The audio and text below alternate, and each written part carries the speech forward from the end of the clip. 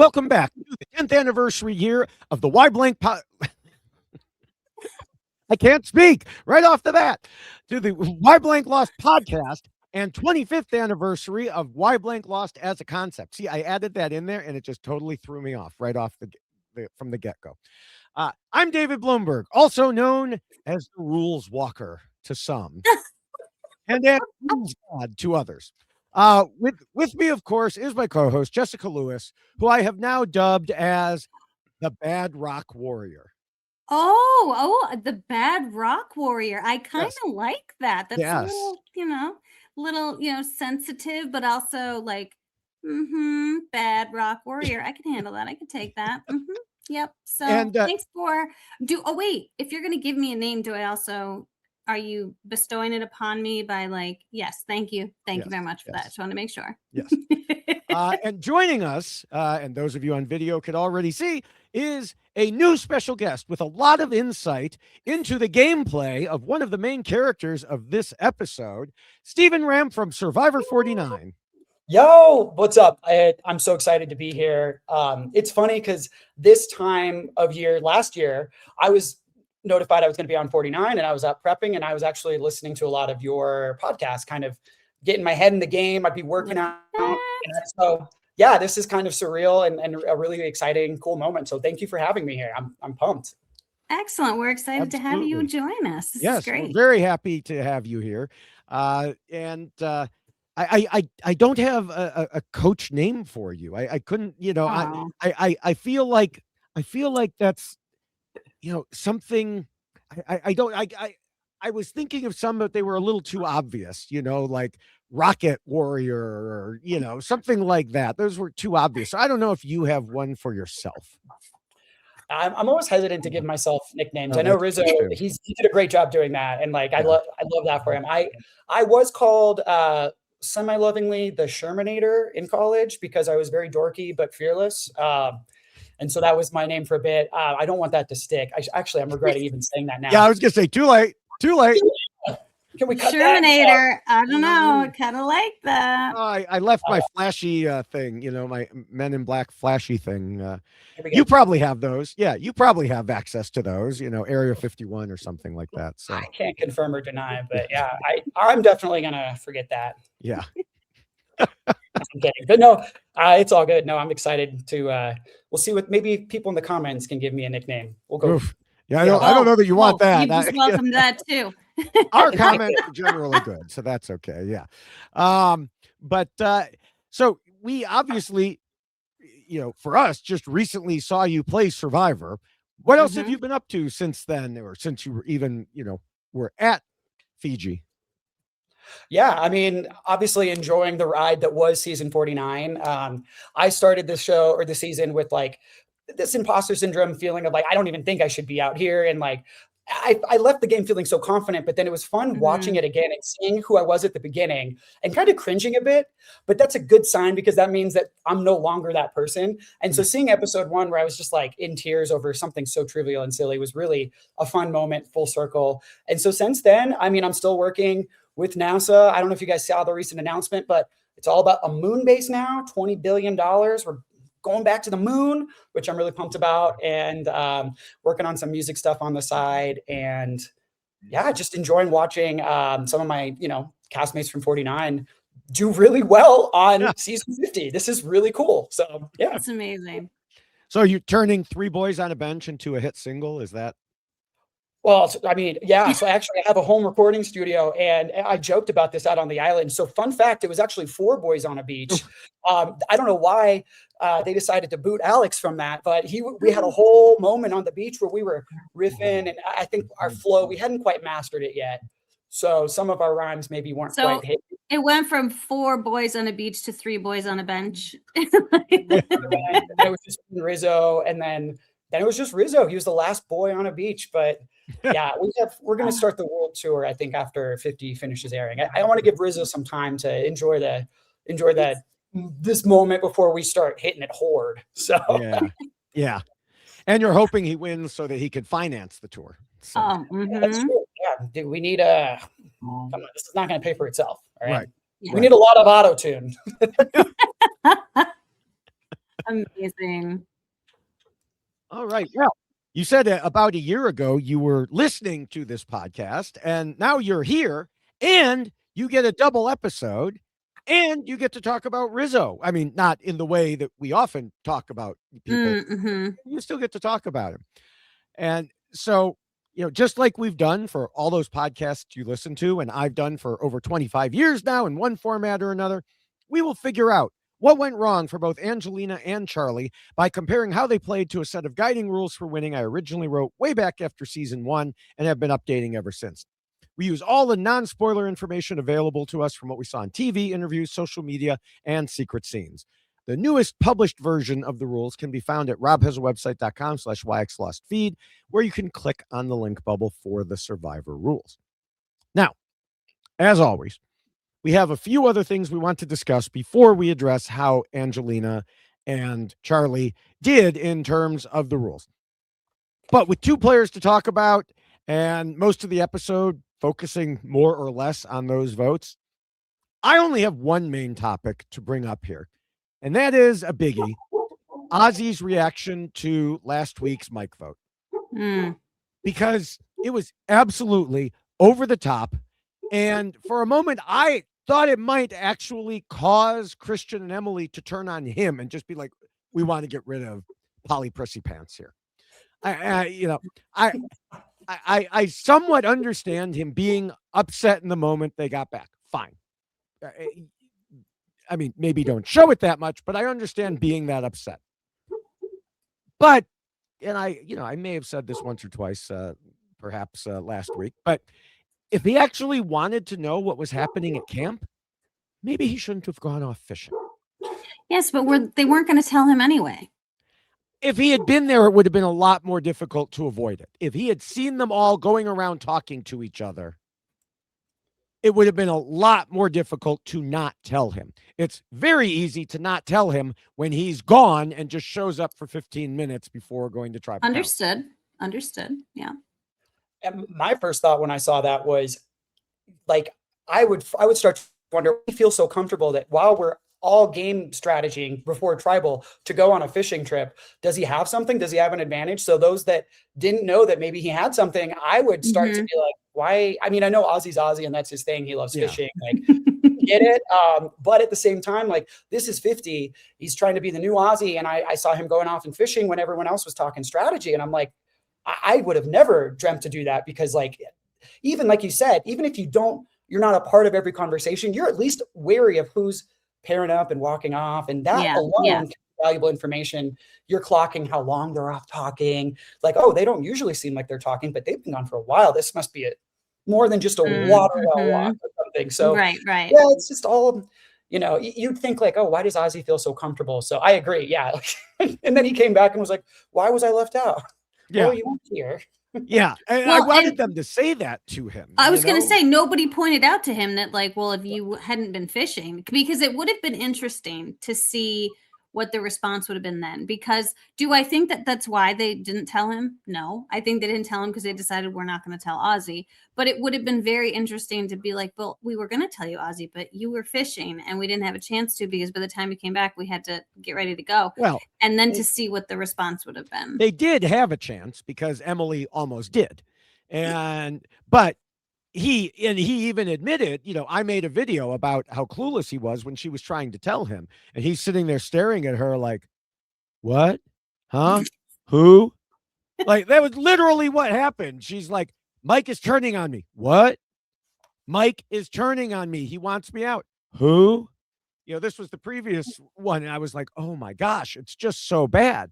And then in this episode, he's like, well, Emily tried to tell me and I didn't pay attention. Yeah, exactly. Which again, maybe if he had been around, he would have seen Christian and Mike go off to the beach. He would have seen Christian running around frantically to talk to Emily. But maybe it wouldn't have mattered to him. Because I mean the thing is Ozzy is his own player, right? He plays, and we know how you feel about the way he plays, David, because and I can understand why he would frustrate other players, because he's not the strategic mastermind. He never has been.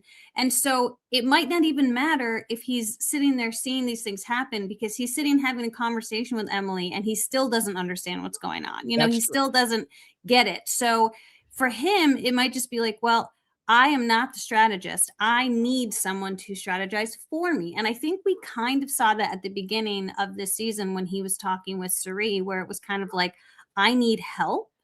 And so I feel like he was in kind of like that comfortable space. And I think that's why Emily is a comfortable space for him, because she's the brains of the operation. And he's like, well, I'm going to go get the food now because Emily's going to figure this out. And so maybe that's just his comfortable way of playing for Ozzy, because he doesn't have those other tools that some players have. I mean, I see what you're saying, that, yeah, maybe it would have happened anyway.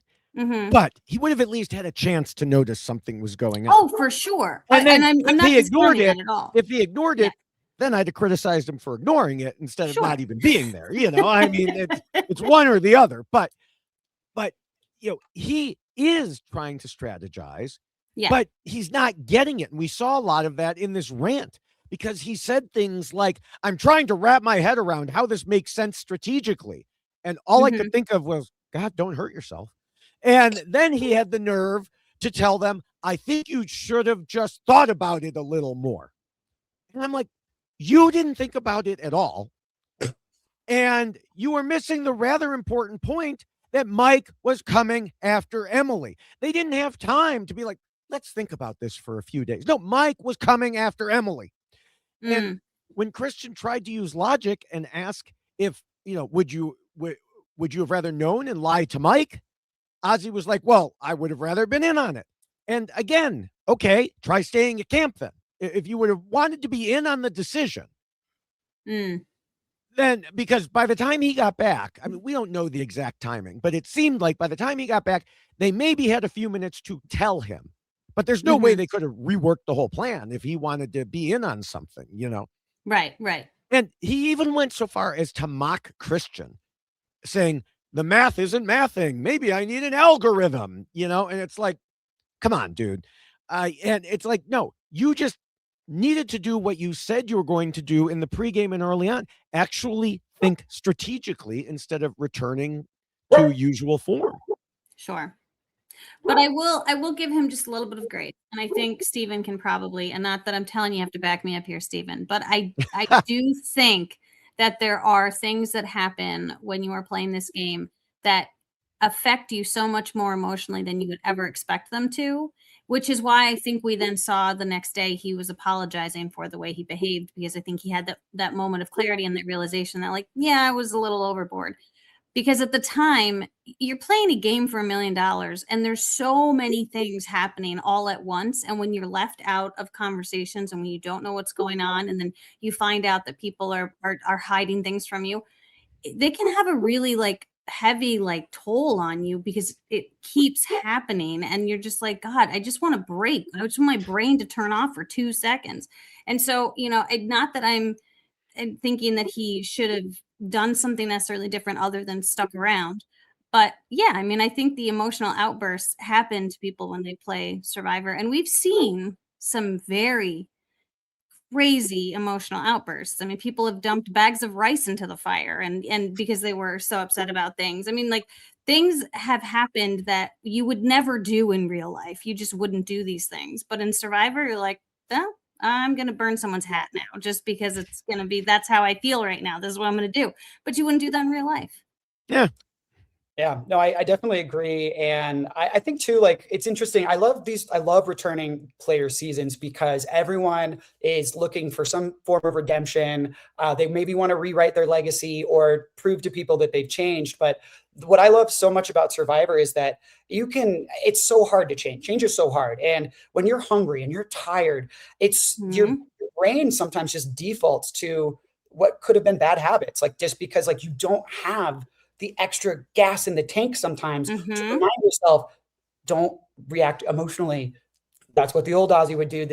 And so sometimes like these things hit you, and like the feeling of being left out of a vote, and it's just like, and like you feel like lost, you feel hurt, you feel angry, and like all of that stuff overrides maybe the new operating system that he's downloaded, between, and so I can definitely feel for him. And there's probably a lot of other stuff that was said and done, like maybe that didn't make, the edit, that maybe led him to feel even more hurt. But at the same time, I thought it was interesting, and I could be misremembering, so correct me if I'm wrong, but didn't he also say, like, I would have absolutely blown up their plan? Yes.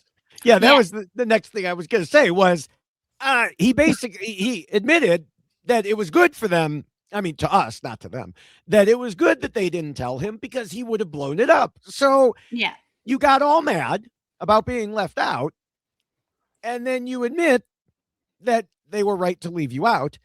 And then, Jessica, to your point about, how he calmed down the next day. I was thinking the same thing as you when I was watching it. But then he turned around and went into this mode where he tried to do strategy, and it was bad because he kept, like, through the episode, he kept staying and believing things that sounded like strategy. But it reminded me of, like, a toddler with a toy squeaky hammer believing that they're really building something. It looks like it. It sounds like it. The toddler believes it, but it's not happening. Oh my God. Like after Ozzy had seemingly recovered, but really hadn't, he told us he wanted insurance that Christian wasn't going to vote him out. So he was like, I need your shot in the dark. Yeah, the thing is, those really aren't all that valuable. And if Christian did want to vote him out, but also wanted to make him feel good, I'm sure he would have given him the shot in the dark and been like, I'll still vote you out with it. Because I don't know if you know this, Stephen, but some people even lose their shot in the dark. So the shot in the dark this season, one thing that popped out to me this episode was how much bigger it is than the ones we had on 49. And I like to think that this might be one of the legacies I've left on the game. You try to leave your mark on the game, and hopefully it's for something bigger than the shot in the dark dimensions. But I actually misplaced mine. Day 2, sleeping on the beach. It's in your bag. It was the first night we slept on the beach, and I don't know, like, I just didn't tighten it enough, and like a crab was crawling all over me, and and so you move around, and it was a yard sale. I woke up in the morning and my clothes were everywhere, and I'm gathering stuff and like my socks and everything, and I'm like, gosh, they must think I'm so scatterbrained, which is great because they know I'm also a rocket scientist. Maybe this is good. And I'm doing that, and I'm digging around. And I remember Jason came up to me. He was like, hey, what are you doing? What are you looking for? Because I'd been there for a while and I'm freaking out. And I was like, oh, I'm looking for my hearing aid case. And he's like, what does it look like? And I told him, I was like, that looks a lot like a shot in the dark. And we never ended up finding it. Of course, I'm panicking because, the Yellow Tribe historically was the disaster tribe. And even though we ended up killing it, that was always in the back of my head. We hadn't been to immunity yet. And I was like, dude, if they find out that I am defenseless, I'm just easy picking. So I looped in MC and I looped in Jason, and we actually we created this plan, and we thought maybe Yellow Sophie had found an extra one by mistake and didn't realize it. So while she was gone, they created a diversion to get her away from camp, and I dug through her bag. And anyway, I ended up getting the shot in the dark back later. I ended up finding it. It was good. But part of me wonders if they're like, dang, Stephen lost his so easily. Maybe we need to make this a little bigger. Well, bigger. And I noticed that in the video, when Christian does hand his over, it has his name on it. Yeah. So, which they didn't used to have, probably. Ours, unless I totally missed it, and it's very possible. I didn't look at my shot in the dark a lot. Like, it's not like I was sitting there looking at the sides. It was just like a brown dice, and I'm pretty sure it didn't have our names on it. So that's a really cool detail that maybe they also added so that if someone finds another person shot in the dark, they don't make that mistake. So I like to think that maybe my my dumb-dumbness in the first couple of days you're a game changer. Exactly. You are a game changer. You're a shot in the dark changer. Yes. But even as that was happening on Chat BCC, several of the new era players were like mocking Ozzy for thinking this was so valuable. Carolyn was like, I gave mine to Jam Jam. Owen also lost his. So people, yes, has it had an impact at times? Yes. But Ozzy seems to just put such a huge value on it. And that's what I mean, by he thinks he's being strategic, but these are things people don't care about. And certainly Christian would not have cared about if he actually wanted to vote him out. Yeah. And what Ozzy did accomplish with this demand was show Christian that despite his earlier words and a couple of hugs, he really didn't trust him. And then another comment that was, something like he'd seen things about this but didn't really understand the implication, was telling Emily, well, you're going to want to get rid of Christian so you're not seen as a duo with him. And it's like, okay, yes, you don't want to be seen as a duo. We talk about that here. But there are other ways to do it other than voting out your duo partner. Yeah. Also, why would you not expect her, they're clearly in a duo, he clocked that, to like immediately she's going to go and tell Christian, like, yo, everything that I just told her. Like, you kind of have to assume that if you like know that they're that close.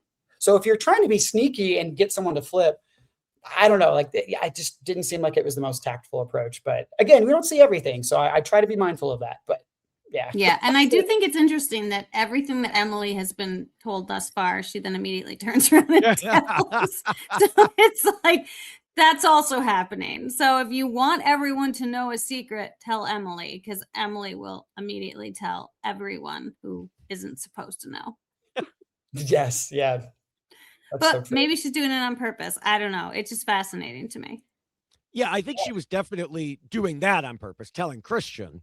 That was definitely on purpose. I think, I have maintained this, and, eventually I'll either be proven right or wrong, that I believe those two are like the tightest too, which is why some decisions, some people are like, oh my gosh, you're putting so much in the hands of Emily. Yeah, he knows he is because he trusts her. Yeah. Yeah. So absolutely. And like, I just always assumed that when I was saying anything to Rizo, Savannah, or Soph, that whatever I said was going to get back to the other two. Yeah. And I think they assumed the same with me, Juwan and Sage. And so, I mean, to roast myself a little bit, though, I made a kind of a similar mistake where I was working with Juwan and Sage, and I told Sage about Christina finding an idol, and I wanted to hold off on Juwan. And in hindsight, I was like, why did I? Of course, immediately Sage went and told Juwan her number one. I knew where I stood in the pecking order there. Like, I just, like, I don't know, like, yeah. I think maybe why I found that so painful to watch is because I made a similar-ish mistake at one point too. And but yeah, it was a little baffling that was the approach to try to rally the troops against Christian. Let's go to his number one ally as my first pitch. Maybe he pitched others first, but it's like, dude, maybe start showing up the troops at a more grassroots level over here, and then show Emily, hey, the tide's already turning. You're either with us or not. Yeah. Right. Yeah. It was rough. It was rough. Yeah. Yeah. So, and then, on top of everything else, after they compared notes on the way they were acting or the way he was acting to both of them, Emily said to Christian, we're playing Survivor. You have to know this stuff is going to happen. And if anyone should know, it's someone who's playing for the 5th time. Yeah. Yeah. That is a fair point. I don't know. So, I mean, fool me 5 times. Yeah. We gotta think of it. Yeah. All right. Well, I don't have anything specific for our new semi-regular segment. The CBS Mornings crew is wrong about blank. Although I really wish I don't have anything factual based, but here's something I wish they would stop doing. Don't ask the players who they think will win. Because I guarantee every one of them already knows who wins. Yes. Okay. I always love that when anyone interviewing this, like, who are you rooting for? And who do you hope? Different. They can put themselves in the mind of where they were at the time. And that's the way both Charlie and Angelina answered it. So, but you could see, like, the host, I think it was Gayle King, I can't remember exactly which of them asked, but said, who do you want to win? And you could see Charlie, like, freeze for a moment, at least in my eyes. He, like, froze and was like, well, I'm rooting for Tiffany. And then they asked Angelina, and Angelina's like, I'm all about the women. I'm rooting for the women. And so they knew to shift it. Yeah. To the answer that they can give. But you people are the CBS morning crew. You are supposed to be news people. You should know what is going on there. Do not ask them a question they can't answer. Yeah, they know the NDAs we all had to sign. And like, Yeah. I was always paranoid anytime I just was talking to a fan at a watch party, because like I get asked that stuff all the time, and you're just like very careful. And I can imagine deer in the headlights how I would have felt if I was on a live show, you know. So I feel you. Yeah, I don't know. Yeah. Maybe they want to take the money back from them. So they're like, let's flip them on the next season. I don't know. Get even bigger shots in the dark. We need them to go bigger. Yeah. They're like baseballs and then basketballs and then like, yeah. That's a big box you're just carrying around. Yeah. So I know I said I only had that one thing plus the CBS. Do either of you have anything else, or do you just want to move on to the rules here? Well, I'm only going to say one thing, and it's going to be really quick. I love Christian Hubicki, but this is not the Christian Hubicki show. So I beg to differ. It clearly is, according to producers. I know this is the problem I'm currently having with the edit. He's fantastic and I love him, but I would love a different perspective. Like maybe, I don't know, the occasional woman's perspective. I don't know, you know, someone like Angelina who just experienced her number one, like both in the game and then like best friend outside of the game getting voted out. It was a blindside for her. And not hearing anything from her about how, I don't know, that made her feel, how that affected her at all. It just, that would have been lovely to actually have part of this particular episode, but I digress. I can understand why they didn't show the scene that she talked about in interviews a lot of her telling Mike, you're more important to me than the game. Oh yeah, I understand that. Yes. No, but the game, the TV show does not want to have anyone saying something is more important than the game going on in the TV show. Although I guess Jeff says that because he says you come for the experience or whatever. It's the experience is the prize, but it's different if Jeff says it. And so, but yes, you know, she needed to, and I, you know, a lot of people have said it already, but I'm glad that she pointed that out in her interviews. Like, yeah, I'm glad she did too. And I understand entirely that like they have a story to tell. I get that, and they're looking to create an entertaining show. Right. But some of the things they choose to spend time on versus the things they choose not to has always been a little head scratching. And I feel like it's a little more obvious this season. We've seen some things that we didn't need to see. Apparently Christian shitting his pants was more important than that particular conversation about how Angelina felt about him being voted out and she didn't know.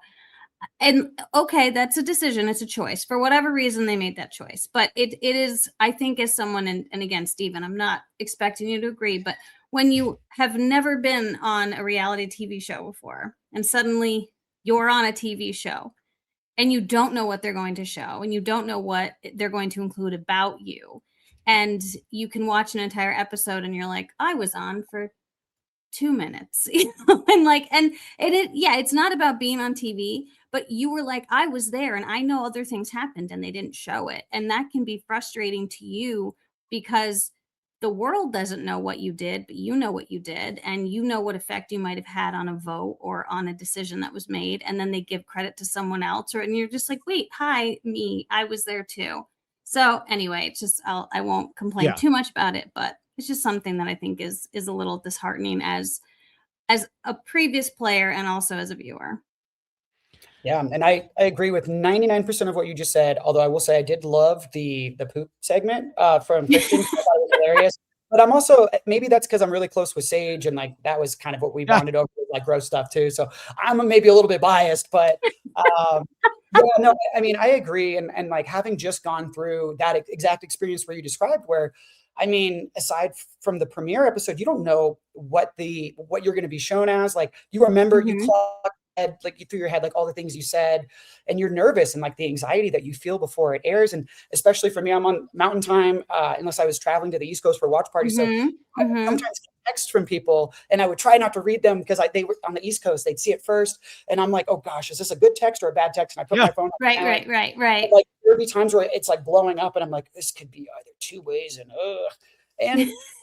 it's really tough because like I feel like on our season, especially, I know it was very heavily spoiled because I think everyone knew like who from our season made it on 50. And so like But even those that didn't, like, for example, like Hina and Uli, we were both winning the same rate. Like we haven't gone to tribal council, and I understand you got to show the disaster tribe and like communicate that. And then I mean, Uli was getting a disproportionate amount of airtime than Hina, and as like a viewer, like a fan, if I took myself out of the game and watched it, I was like, with a functioning brainstem, I'm like, well, they're probably the Uli members might be doing better. And so it kind of sometimes can telegraph things that I don't know if production knows or not. I know they need to tell the story of how people got to where they were and make you love them and stuff. But it's really tough because exactly like you said, Jessica, like you're like, now people don't know like all the things that we did. And in my exit interview or after the game's over, if I come out and say like, no, I did all these crazy things, you kind of come off as someone that's maybe like either delusional or people think that you're just trying to look at history and they're like, oh, was that important? It would have made the edit. And it's like on a returning season, especially, I was a little bit surprised to see that. Yeah. Like, I don't know. I would have thought it maybe would have been more balanced. So I feel for Angelina for sure. Like, especially your boot episode, like you think you get a little more insight into her head and everyone else's mindsets as they're about to make that decision. And I feel like we got a lot of the Charlie and Rizo dynamic, but not a lot on the other side. So, yeah. And by the way, speaking of the Christian scene that you talked about, Jessica, just to head this off at the pass, we know that those were in different episodes. It wasn't cut one, not the other. You know, we understand it was. No, it's like the whole. Right. It's just it's the things that we have seen. I mean, everyone who even listened to us last week, how much I complained about the Zach Brown segment. You know, it was like these are all choices. Yes. Yeah, and I mean, like for example, a choice, especially after we'll go into it in a minute here, but you know, Angelina describing in her interviews that Emily was the one who convinced her of a lot of things and talked about how great Emily was, and we saw none of it. Why did we see none of it? That is, that's one of that I think that is a particularly good example where it's like, why were you making it production look like this when it was really like this? And you could have highlighted the person who was doing it. Agreed. So. All right. Well, we are about to get into the rules. And before we do that, I just realized when I left, I did not pop the screen back up. But so you can own the rules in a shorter and much more colorful version, the rules that we are about to get into. And you can go to robhitswebsite.com/yxlostfeed, scroll down to the poster and click on it. In addition to the poster, you can keep scrolling and get the poster on a t-shirt. And you can keep scrolling beyond that and get the checklist version on a t-shirt. So again, that is at robhitswebsite.com/yxlostfeed and click and order away. Yes, please do. And I know this is a family show, but one of these days I'll have to show you guys. I have this tattooed in a very... Oh, wow. Okay. When I was out there, I was like, come on. No, but yeah, it's cool seeing them. Yeah. Except now you have to look at them in the mirror. I know. You can't even read it if it's on your back. Yeah. I'm like, hey, what does it say again? Well, yeah. Come on. Get me here. Oh, goodness. All right. Well, two tribes had decisions to make. Emily said the plan to vote out Angelina, quote, is the most obvious plan on earth. Meanwhile, Charlie said in his last words, I can only imagine that I might have played a little too hard. Both statements seemed true in the moment, but were they? Or were there indeed more complications in one or both tribes? At RHAP, we know Survivor, and we know why Angelina and Charlie lost. Now, the first and most important rule is, of course, to scheme and plot.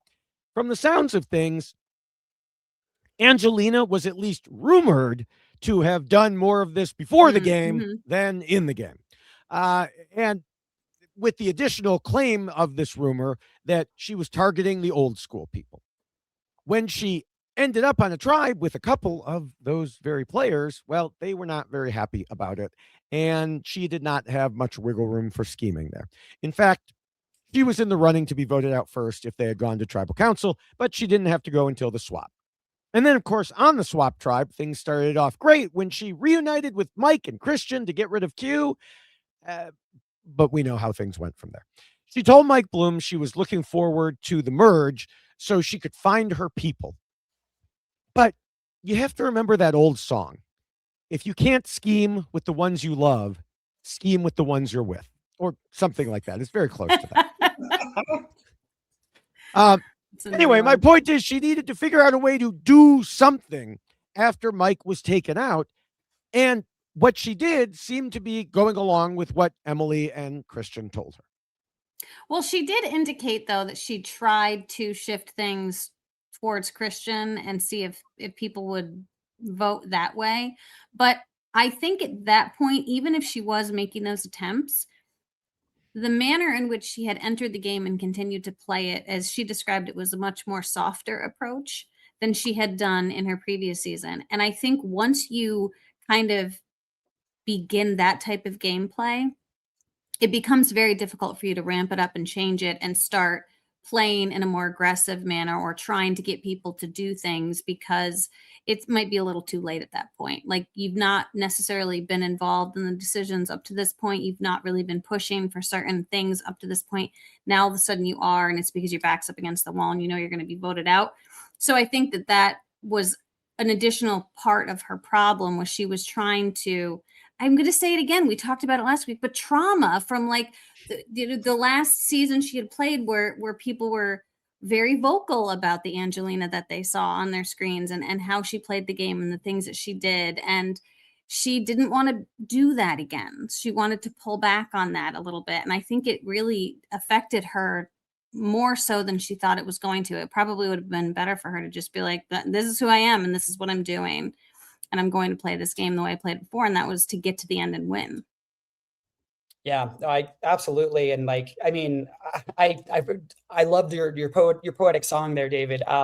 It reminded me, like, yeah, like you can't wait until the merge to find your people. Like, if you don't have your people by the time you get to the merge, it's really hard, unless you had them before and you were split and then you're reunited. But like even before then, like, I don't know, like I think back to I will say this, there's nothing more terrifying to a player in Survivor than a swap, because there is a luck element to the game. And you can be the best player in the world, but if you end up on a tribe and you're the one lone person against a sea of the other tribe and you guys have this rivalry, it's going to be a lot, the odds are against you in a way that's not favorable. And so, yeah, like, I mean, occasionally someone somehow makes it through, if they're the only one from their tribe, Yeah, I mean, I don't know. Like, I managed to connect with Sage and Juwan, and I convinced them to take out Shannon. Like, that was tough though. I was like, Juwan was definitely in that moment. I remember his instinct was stick Uli strong. That makes sense. You want to go into the merge with numbers. That's what I'm getting at is, like, it surprised me to hear her say that, because I think, you got to work with the people that you have, and sometimes it's not your ideal hand that you're dealt, but you got to play with the hand you're dealt. And you can always ask the dealer for another deal later when you get to the merge. You can always adapt and shift, but you can't just like kind of wait and hope that you're going to make it through. And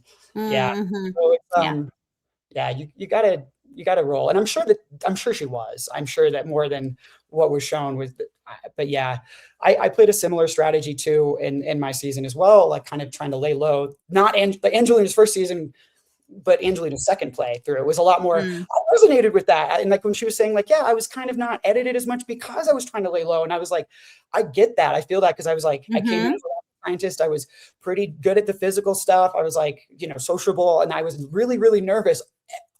Everyone I talked to before I went on, I was like, what are some things that I don't know? What are my blind spots? And they're like, you think that you're not as, you think you come off dumber sometimes than you do. And like, people are going to clock you. And so they're like, you got to like dumb it down. And like, sometimes that means laying low. And I wonder if, Angelina, having seen her season before coming in, was like, okay, I'm going to shift things. And I can relate. I get that. I understand that feeling. So, yeah.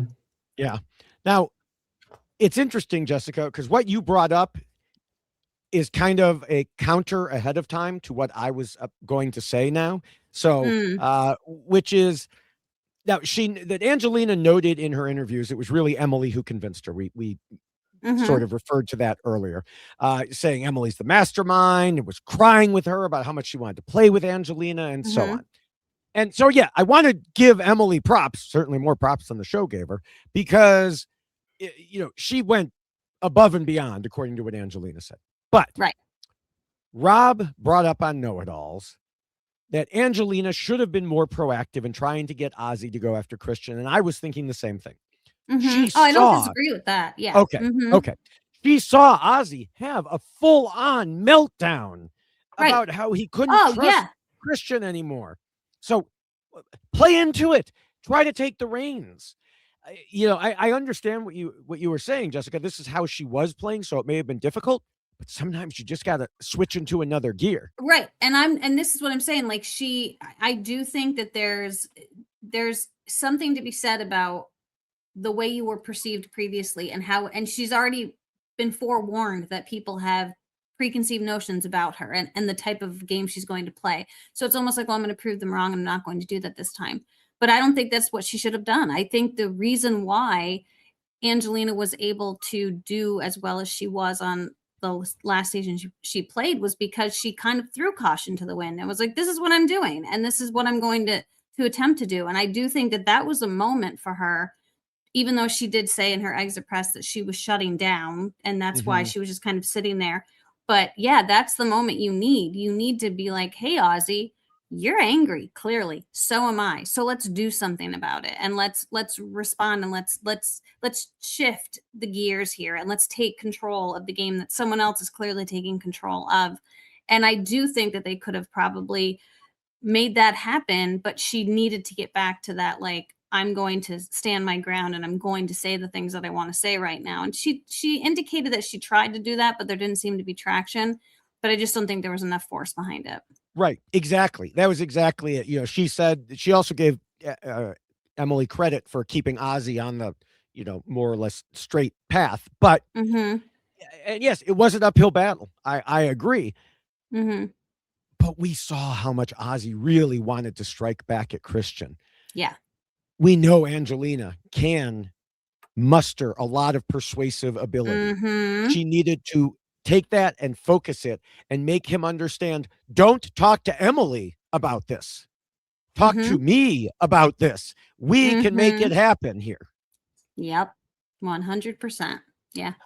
Yeah. And I wonder, I mean, there were definitely a lot of blow-ups that happened on my season, like after a tribal council, where people kind of have emotional reactions. And so I know what it's like seeing that happen. And I wonder if Angelina saw Ozzy going off and typically maybe like her previous gameplay would have been a little bit more, like you said, a little bit more, less reserved, maybe seeing how everyone was reacting to Ozzy being very emotional and like, kind of causing, he was, Angelina was like, maybe the tides are shifting to Ozzy. I'm not sure. Like maybe that was something that went through her mind at one point.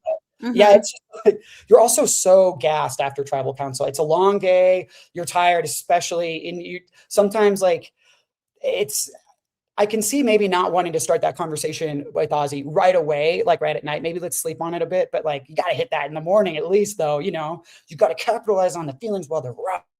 Come on. And yeah, I don't know. Yeah, I was kind of surprised that.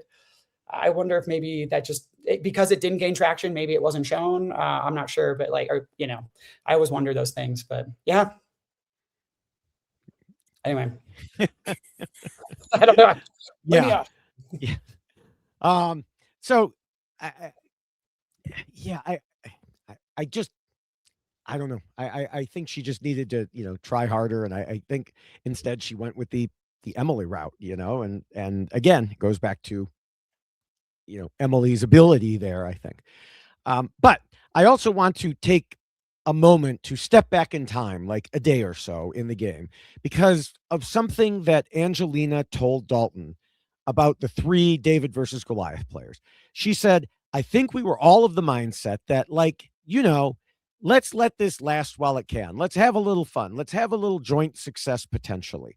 And I think we all knew it is not going to be forever, but at least let's help each other get to the merge. And here's the thing I would say. That's another reason, above and beyond everything we discussed last week, that it made sense for Christian to strike when he did. Because I've had some people either posting comments or respond to my videos saying, oh, it was too soon. But this helps show why it wasn't. Because if you have some unspoken agreement to go on for some vague amount of time, then that means anyone can flip at any point. And you want to make sure you're the first, especially with her saying the merge was the time frame. I mean, we now know it was right around the corner. They probably didn't realize it was going to be a 17-person merge. But still, even without worrying about that, if you think you'll all take each other to the merge and then who knows what happens, then you need to strike before the merge. Yeah. Well, and how about the things that she said about hearing him talk to himself in the hotel room before the game? I didn't understand that. Okay, he was talking to himself. Yeah, but she heard him like scheming and plotting and preparing himself for vote splits and very like almost like he was already playing the game in the room by himself.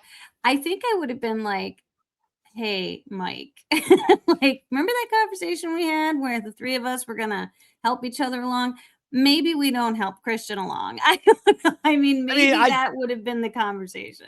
She didn't say she heard names, so I don't think she heard him say, like, I need to get Angelina out or I need to get Mike out. No, she didn't say names, but I do think that when you know someone is coming in with such like gusto and this interest in really representing the game a particular way, and then you see what Christian is doing, I don't know. I might have been like, perhaps we need to take him out first. I don't know.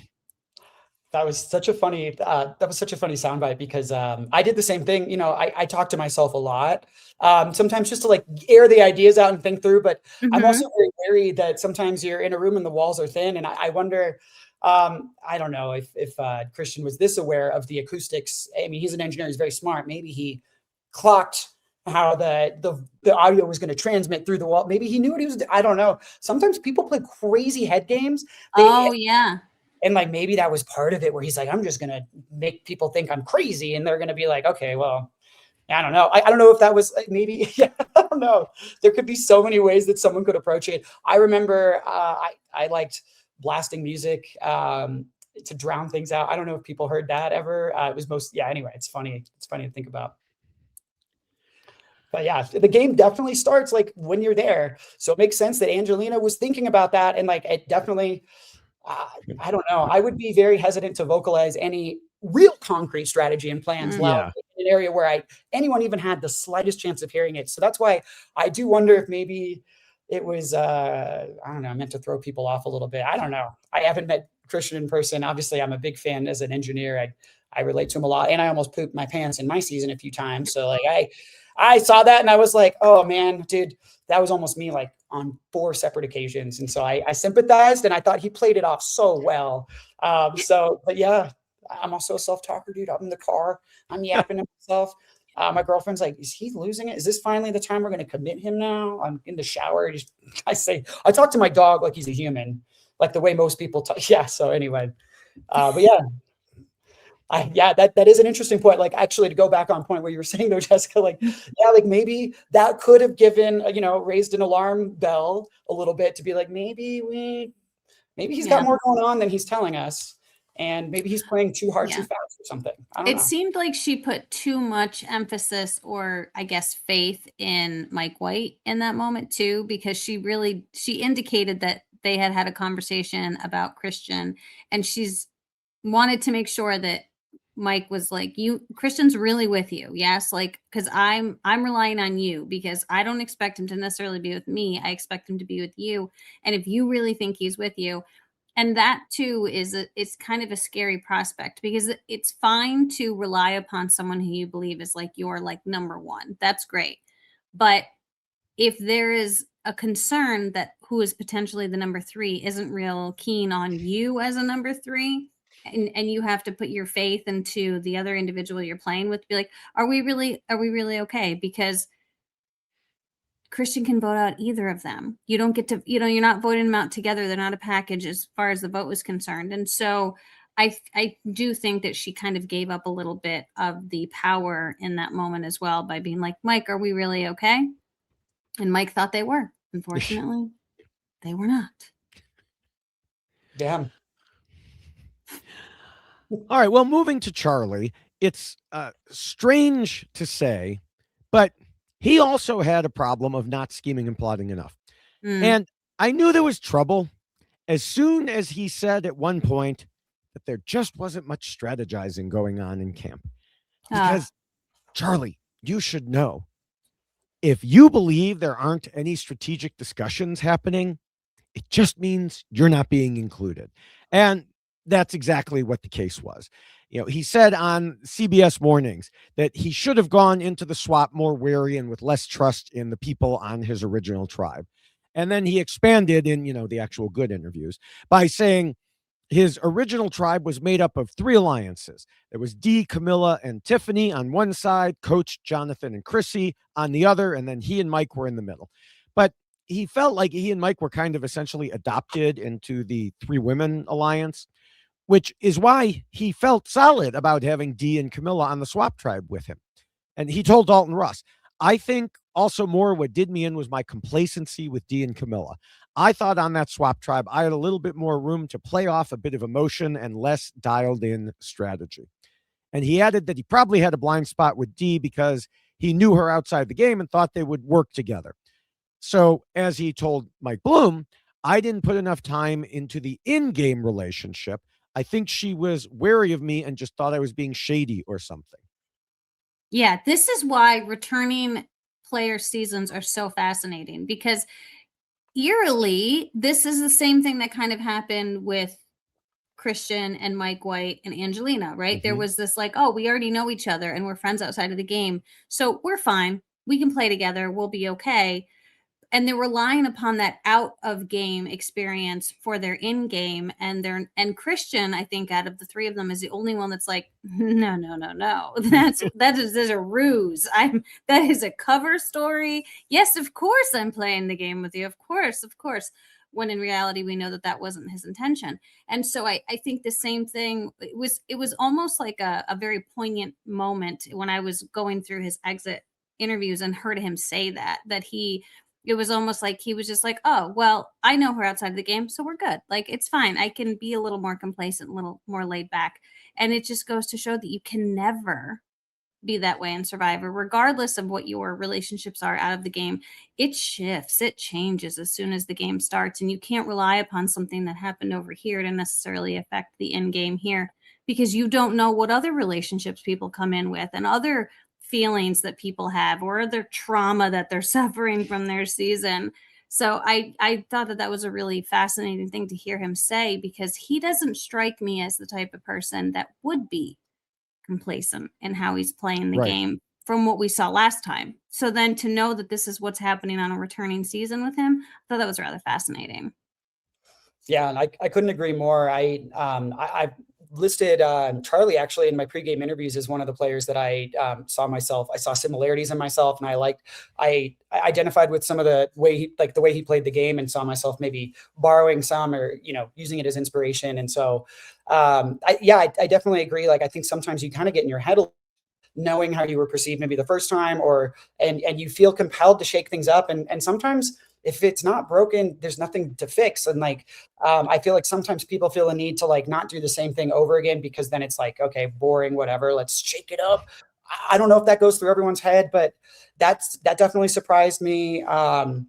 And yeah, it's also interesting too, because as you know, people outside the game, that could work for you for sure. Like, we could be BFFs outside, but now I know you really well, and I know how smart you are. I know, and if you're acting contradictory to how you are in real life, that could be a red flag, and maybe that could work against you just as well as it could work for you. And so that's what makes these returning seasons so fascinating to me, because there's like another layer. There's like the normal level of gameplay, but then there's like this like triple, double, whatever decker of like toppings that get piled on, and it's so interesting. And people come in with baggage, and hopefully leave the baggage in Ponderosa and go into the game feeling free. But we're humans, and that's not always realistic. So yeah, that was real. I felt the same thing. I was like, oh man, yeah, maybe just taking that for granted. You can't get complacent. And it's funny, this rule in particular, if people aren't working or talking strategy with you. They are most likely talking strategy against you or with other people. That got in my head so much in early game on Hina for my season, because we kind of suffered from success. We didn't have to go to tribal for a very, very long time. And I was I hit the ground running, expecting it to be a fight for the knife in the mud, to quote Succession, like, because the yellow tribes are the disaster tribes. And I was expecting to have to be fighting for my life every single time. And as a result, I played a little too hard, too fast, admittedly. And they kind of showed that a little bit in my first episode, where I was like locking it in with everyone. But there was one person that wouldn't talk game with me, and that was Sophie Segretti. And we're really close now, and we worked together later.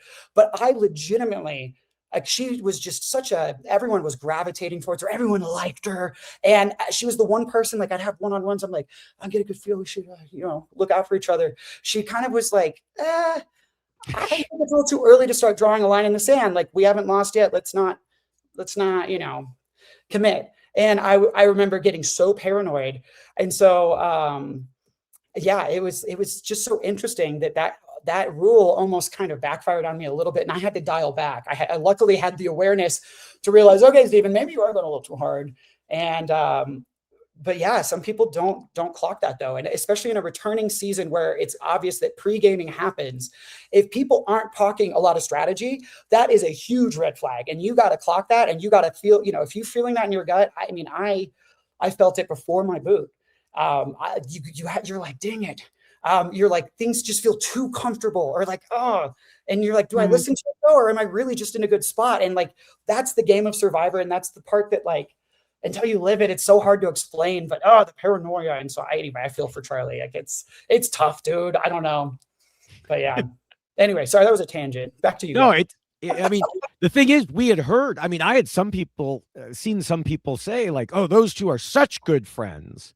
They are definitely good on that tribe, and that, and on a swap tribe and everything. And what happens here?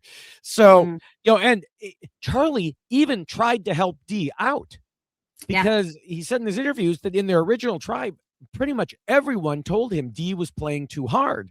So as a friend and an ally, he told her, but he told Mike Bloom, I remember it was almost like disbelief or very dismissive of it. From my perspective, it was a bit of an awkward conversation. We just never really synced up. And I find this funny because people who watch the season of Australian Survivor will know earlier in the season, there was a woman who warned another player, hey, people are saying your name. And in response, that person voted her out because she made her paranoid. And it's like, she was trying to help you, and you voted her out. And here's the same thing. He was trying to help Dee. And now it's possible that, as Charlie indicated in interviews, that Dee thought he was trying to pull something using the old, I'm hearing people say trick, when it's really you doing the saying. So maybe that's what she thought was going on. But he really did hear people say it. He really did want to help her. So no good deed on Survivor goes unpunished. Dude, yeah, and I think it's interesting. Oh, I'm sorry, Stephen. The fact that, like, the way that Charlie interpreted so many things, I thought was fascinating. That he really seemed to be focusing so much on, like, well, what if that's what the intention is of why they're telling me this thing? And like, I feel like, and this is exactly what Dee was doing. It's so hard to just believe the person that they're telling you the truth. Like, hey, this is what's happening right now. Because in Survivor, you want to be suspicious of everything. And you're like, but wait, what if it's actually this thing? And then you get your head spiraling into all of these other narratives that don't actually exist. And you create something that never was a thing. And then it makes you appear paranoid, or it makes you make choices that you would have normally not made because you have this thing festering in your brain. It's so hard to know, like, when you can actually believe someone and when you can't. And to just hear how people were interpreting the different things they were being told, and like, no, they're just actually telling you the truth. Yeah. They really were. And you just turned it into something that it wasn't. It's a big head game. Yeah. Yeah. I went through that so many different times when I was out there. And I mean, it turned out later, I thought Yellow Sophie was not talking game with me because she was talking game against me. I found out later, no, she legitimately was kind of playing a different type of game. And like, that's what's really hard, is especially on a returning season, is like, for me, I was getting to know people. And so I assumed like everyone else was going to be coming in hot because we were the yellow tribe. And like, historically we are disasters. But for a returning season, you have a baseline of how people are going to play. You probably realize that they're going to adjust things a bit. And so, but that adds like another layer of paranoia. And as admitted overthinker that I am, that was what I was the most worried about on my season. And luckily I was able to rein it in a bit, but like, I can definitely, I mean, at night, especially like sometimes it's hard to fall asleep. You're on the beach, you can't get comfortable. Everyone's quiet. And all you have are your thoughts, and you're looking up at the stars, and you're like, I hope I see a shooting star so I can make a wish. And all of a sudden I became superstitious out of nowhere. But dude, I had a ritual every night. I was like, I'm not going to sleep until I see 3 shooting stars. And I would at least see 3, like, because it's no light pollution. It was awesome. But that was so weird. And like, it's crazy the places you go in your head and emotionally when you're like second guessing every single thing people say, the intent. And sometimes it is just very simple. Just like, don't overthink it, and you can play yourself out of the game in that way. So, yeah. Well, speaking of perhaps overthinking things a little bit, there was Charlie's vendetta against Rizzo. Which, let's just say this, because it was not as straightforward as it was made out to be on TV. Yes, Charlie was, of course, upset about Rizzo saying he didn't vote for his number 1 to win, which, of course, we all know, not true. He made that up as a lie. I talked about that, several weeks ago. But the upset part of it, we'll get to in Rule 4. Charlie said there were also good strategic reasons to target Rizzo. And those reasons do make sense. For example, he said in interviews that at the beginning, Rizzo was an unknown, which makes him more threatening. But the longer he stays, the less that's an issue because people get to know him. So he wanted to target him right away and just kind of take care of that. But the problem is that Rizzo had been safe, and this tribe had been safe for so long that people got to know him already. It was too late to use that. I mean, he and Cirie got married, for God's sake. Amazing. Can you imagine being a super fan and loving the show as Rizzo does, and being as young and just jovial and just excited to be there? And here you are on a hammock with Cirie, and you're sharing the most intimate parts of your like secret survivor existence, what you have, what knowledge you know, and then Cirie's like, we just got married. I would just die. I would just absolutely die if that was the moment I had with Cirie. I mean, come on. Amazing. Just incredible. Great for Rizzo that he's able to like pull this off, that he's been able to do so well with the people he's playing with. Absolutely. I mean, I know Rizzo really well outside the game. And like, obviously I played the game really closely with him, and I loved watching this episode. I love Charlie too, but like, I mean, gosh, you like wish that you're like, dang, I wish it was me playing 50, but like also like Rizzo is a good player, but he's just like, he's so good at building loyalty.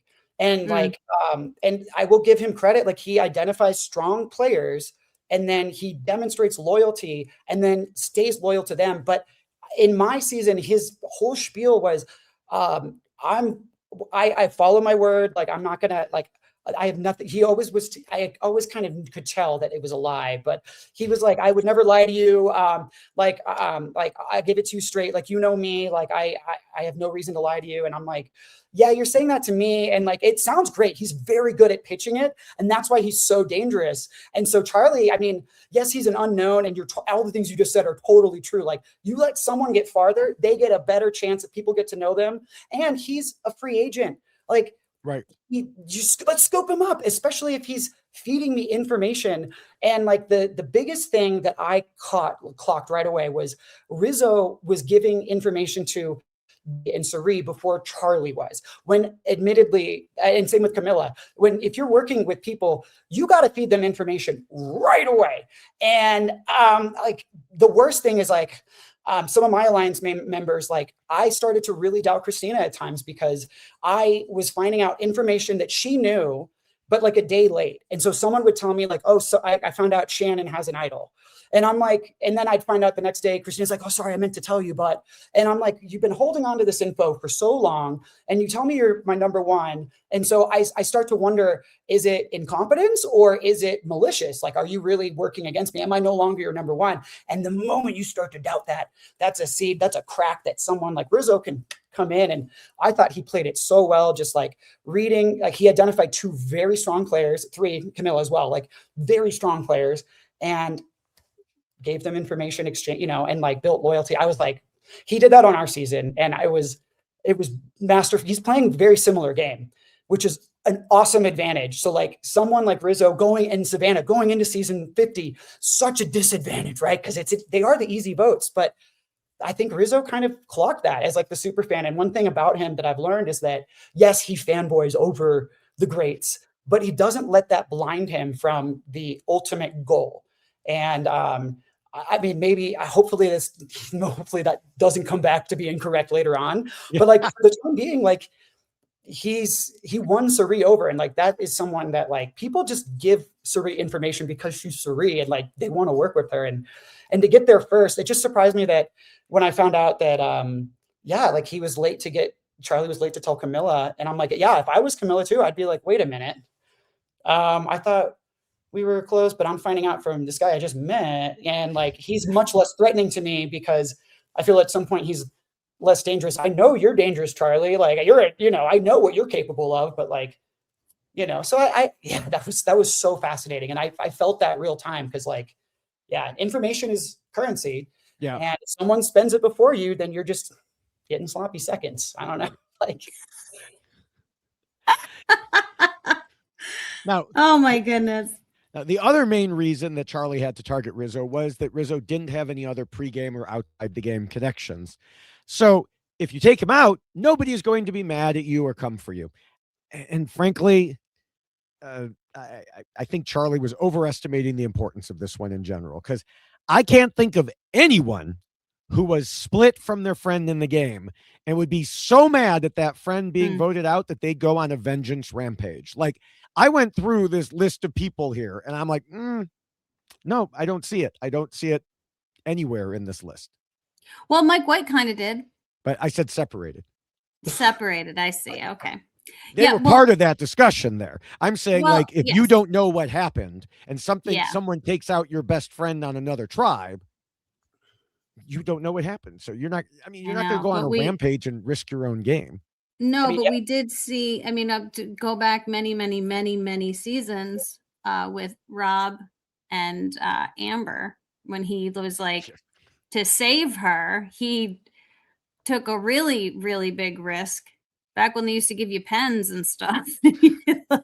And I don't know if there was did he also write a letter or did he just say it? I don't know. But needless to say, he did something that you would normally not do to make sure that she was safe. And so that I do think that that's very, very few and far between, like that someone would actually do something like that. But it's interesting that this was something that Charlie was considering, that, oh, well, he doesn't have anyone that would care if he gets voted out, because he was relying so heavily on his relationship with Dee, that like, oh, but Dee knows me. And so she and I are going to work this game together. And so it's, again, he's putting like too much emphasis on those outside game relationships and significance of those relationships, and forgetting, like, no, that's not necessarily as important as it is. If anything, I do think it's more significant that he was a free agent, like Steven mentioned, that this is someone who, he's a vote. If you can win him over, if you can latch on to him,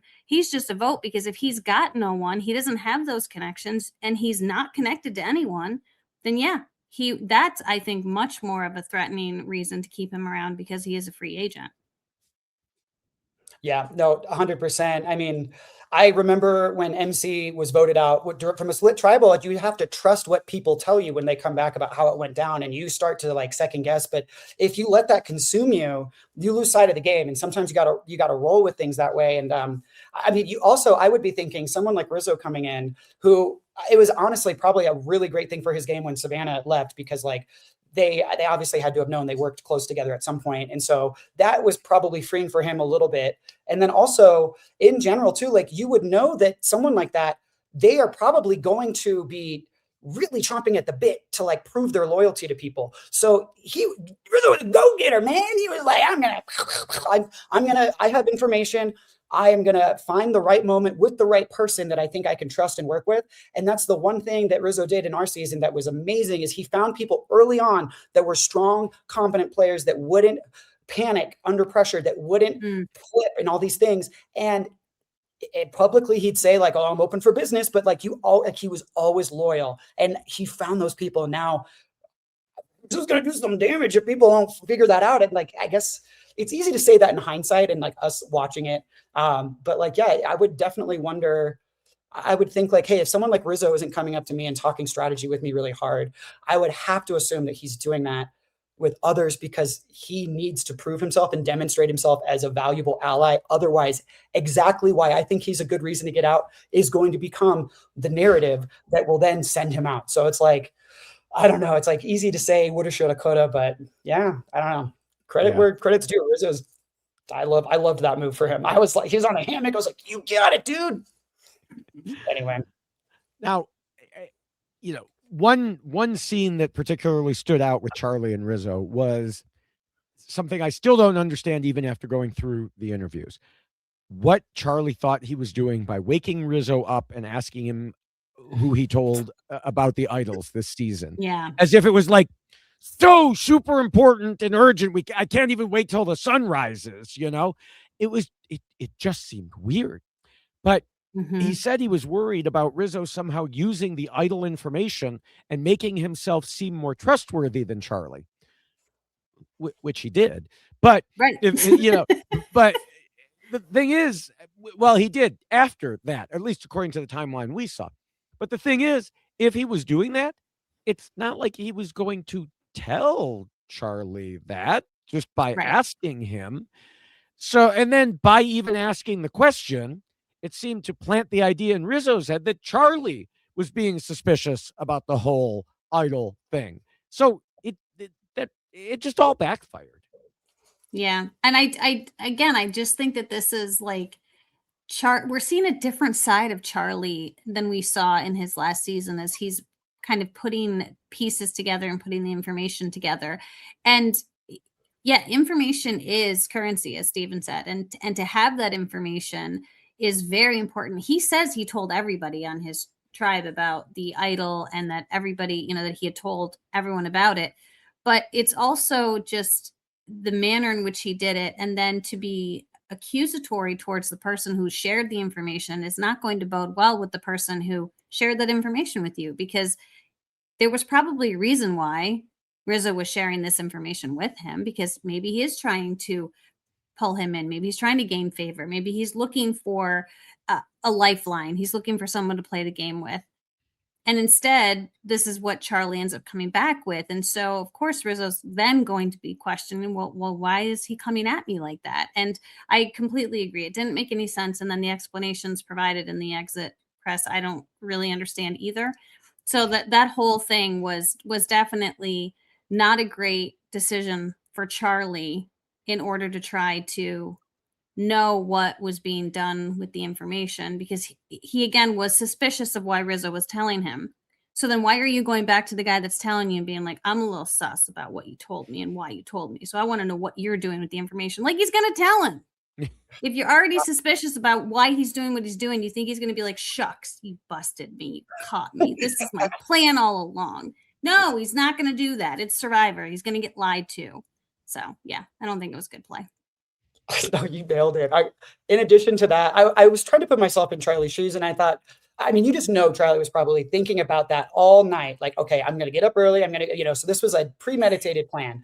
Like, sometimes you have sleepless nights in Fiji, that sometimes you just can't get comfortable, and you just think, and like, and you convince yourself this is brilliant, or I don't know, but maybe part of it was, if I catch him right when he hasn't fully woken up and he does not have his like game face on, maybe I can catch him in a lie, or maybe he'll let something slip that otherwise he would be more mindful of, like, keeping inside. So I was like, maybe that was the tactic or the intent.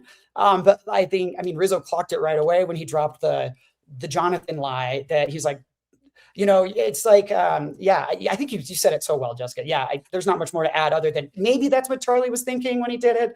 But Rizzo slept in the boat during our season 2, and I don't know how he did that. Like, my back would be killing me, but it's just so funny. Like, he's young. He's young, yeah, and like, I'm like, what would I have done if someone had come up and like kind of woken me up and came at me? Like, I would be like, bro, what the hell? I gave you info because I wanted to work with you, and now you're kind of like interrogating me about it, or like, okay, I guess I can't work with you, or maybe I misread that situation. So yeah, I don't know. I agree. What was said in the exit press versus what we saw, like, something is not lining up. And yeah, anyway, yeah, maybe that was part of the idea, though, was let's catch him while he's still snoozing. And I don't know. But yeah, Rizzo was like, what the hell is going on, dude? All right. Well, we can move on from rule 1. Yes, that was just the first rule. So, rule 1 is usually the longest. We'll move along a little bit quicker here, but we are also talking about 2 people. I probably should have mentioned that at the top of the episode. Yeah, it might be a little longer because we are talking about 2 people here.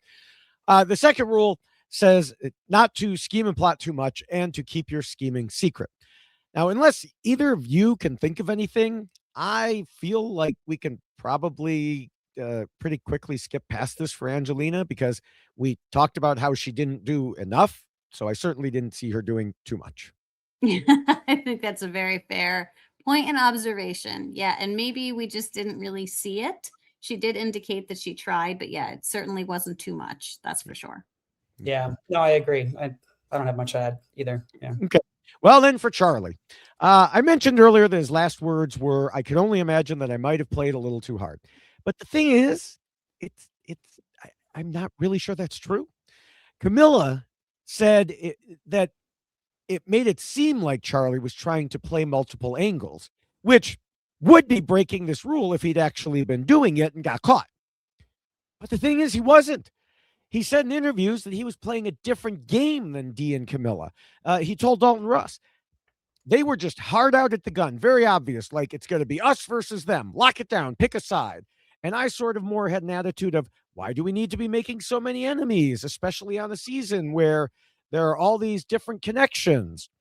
And kind of like Sophie Segretti, like you were describing for her. And then he further noted, if you get on one person's nerves, when they connect with the people they know or have pre-gamed with or whatever it may be, they're going to be like, okay, it's time to get that person out. So I was more of the mind of try to stay good with as many people as you can until you don't have to do that. And this is probably why Kamilla felt that way, because she was locking in and committing to allies and he wasn't. And I could see how that would make a person appear to be doing too much. Like, if you're not committing to me, it goes back to what we were saying earlier. If you're not committing to me, you must be committing to other people over there. Yeah. And but Kamilla should understand keeping your options open. Well, and I think that she probably does. And I mean, we saw her keeping her options open, right? Because she knew she was the swing vote and she was going to decide who ultimately was going to go home. But I think the other part that is interesting is, in addition to her thinking that issue with Charlie existed, that he's keeping his options open, which is problematic.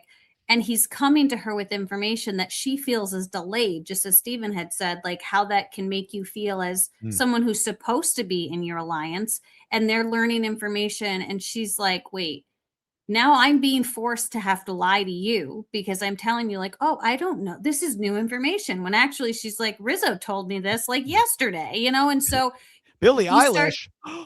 I know, right? Like, you start to question, like, what part of your game am I really a part of? Because you're telling me this information so much later, whereas Charlie might have just been trying to pick a moment. But again, because information like that matters so much in this game, and when people are sharing information with you and you are supposed to be in an alliance with this person and you think that they're just, oh yeah, I better go tell her because I think I might have promised her some stuff too. I could see why that would make Kamilla question it and just be like, is he just working with everybody to try to keep all of his options open, which is problematic for me because we know how Kamilla plays this game. She wants the ride or die, and she's going to stick with that person. So I understand entirely how she had that perception of Charlie, even though that is not what Charlie was necessarily doing. I think he was just making bad choices. Yeah, I mean, consistency is key. And so if someone has a you have to always be mindful of what that person's perception of you probably is. And so if you've been, especially, that's why these returning seasons are so fascinating for me, like having just been out there, but then now watching it because that's another layer that people have a baseline expectation of how you played the game the first time. They might expect that you change it up. But if Kamilla's expectation of Charlie's behavior was going to be one way, but he's doing something different and it's not reliable. And then you have this new unknown entity, Rizo, that's coming in and is saying and doing all the right things, even though you want to work with someone that you think you can trust, that you think you know really well, like that's difficult. But like people's perceptions, Kamilla's perception of Charlie might be different than Dee's. And so you kind of have to be mindful if you're Charlie, and it's tough, of like making sure that you are coming off as reliable, because the moment that you do things that make people question like your intentions, like you were saying, Jessica, that's when the wheels of you getting launched out of here start going into motion. And if it gains too much momentum, it's hard to recover. And so, yeah. I think if I remember too, I don't remember who said it, but pre-game, someone was talking about Charlie and just how dangerous he was because he's so likable. Like everybody just like Charlie's like, he's just normal. He's like just a normal person who like you can just like, and that makes him very scary and dangerous. And so I think Charlie probably thought that was like a benefit, right? Like, oh, well, I'm just me, and like people just like me, and I'm just going to get along with everybody. But no, you really did have to pick a side, unfortunately. Like this is a returning season, and people know other people. They know how they are going to play the game, and yeah, you do have to kind of pick a side. And if you want to keep your options open, you can't let the other side know that that's what you're doing, which is what's so beautiful about Kamilla. Like nobody knew that Kamilla was like the swing. Charlie thought he was a lock with Kamilla, and she was like, no, not so much. And it's just, again, it's about the way that you are being perceived, but also the way you're presenting yourself to the people you're playing the game with. Yeah. Oh, you're muted there, David. Yes, I was. One place that he did draw a line was his anti-Rizo stance. But he seemed to be keeping that actually pretty moderate when talking to other people from what we saw. Remember, mostly what we got from him was talking to us in confessionals. Mm-hmm. Like when Jonathan approached him and Dee to bring up Rizzo's name, Charlie just kind of agreed rather than jumping up and down and yelling, yes, yes, yes, yes, we need to get rid of him, which is probably what was going on in his head.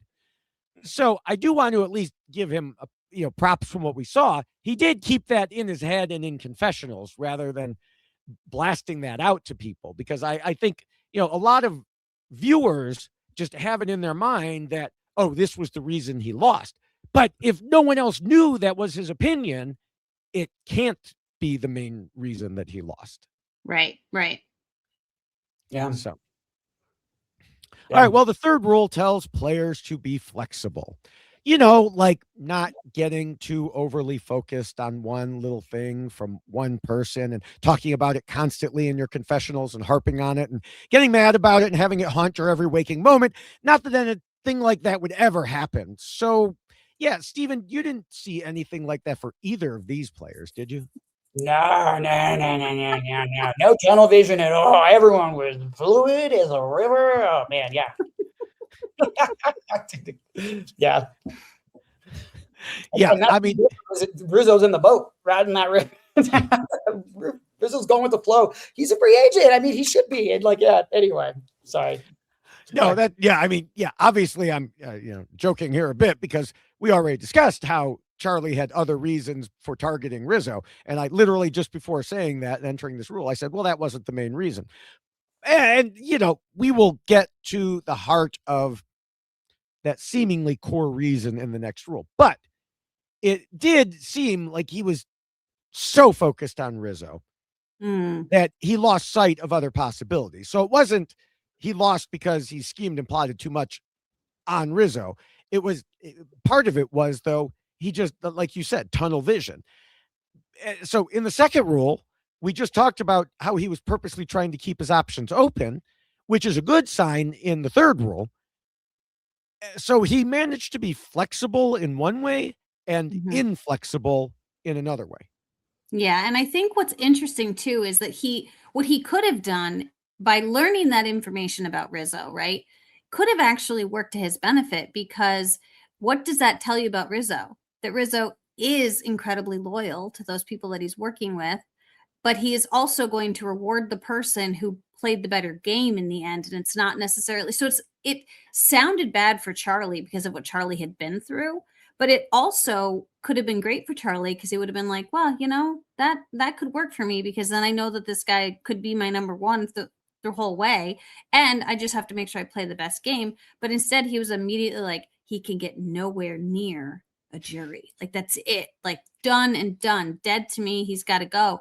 And so, yes, I do think it clouded so much of his other game mechanics and decisions, because it was like he had this nemesis over here that he kept thinking about, as opposed to like trying to determine that it was actually potentially a good thing, because you did learn a lot about Rizo and how. And he was also very forthcoming. And again, you have to believe him, and nobody saw a season, so you have to believe what he's saying. However, everyone kind of knew Savannah had won. Savannah had told people she won. So she did confirm that. And so it was like, okay, yeah, I voted a different way, but I worked with them. And so, yeah, I do think that it definitely left a bad taste in his mouth, that he just could not set aside and couldn't see the benefit in that information, and just focused on the trauma that he was suffering from his season. This is all about trauma, just all about trauma. Yeah. I mean, we all have baggage that we're bringing into the game. I had, really bad baggage about being left out, and like feeling like when Yellow Sophie didn't want to talk to me, I was like, it's because, and so like, but a returning season, it's so much worse.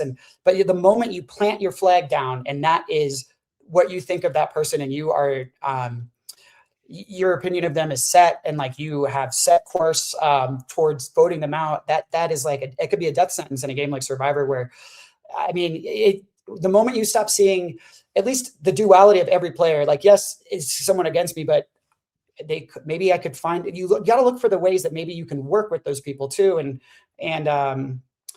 Yeah, I wonder if like, maybe this is where, there's Charlie, the player, and then there's Charlie, the narrator. And then going on a returning season, I have to wonder if some people, like, they kind of want to avenge their former self, or they want to like set the stage and maybe play that up a bit in your confessionals. Cause that's how you want your story to be. Like, you kind of figure out like how your arc might maybe come off to people. And so I wonder, maybe that was in the back of his mind too, but then it kind of, maybe it clouded the actual player part, and like, in a way that, you're like, oh man, and hindsight's 2020, it's hard to watch it happen. And so I agree. I don't know. I feel like a lot of what I'm saying to both of you is like, yeah, no, I agree. Yeah. Like, but it's, no, I just think of that. It's nice to be reassured.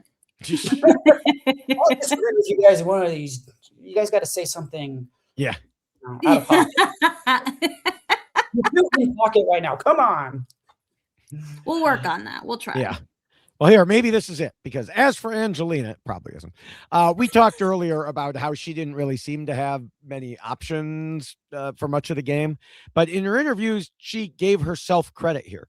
For example, she specifically called herself flexible, both in her interviews with Rob and Dalton, and further said she's always willing to try to work with people, even if they went against her.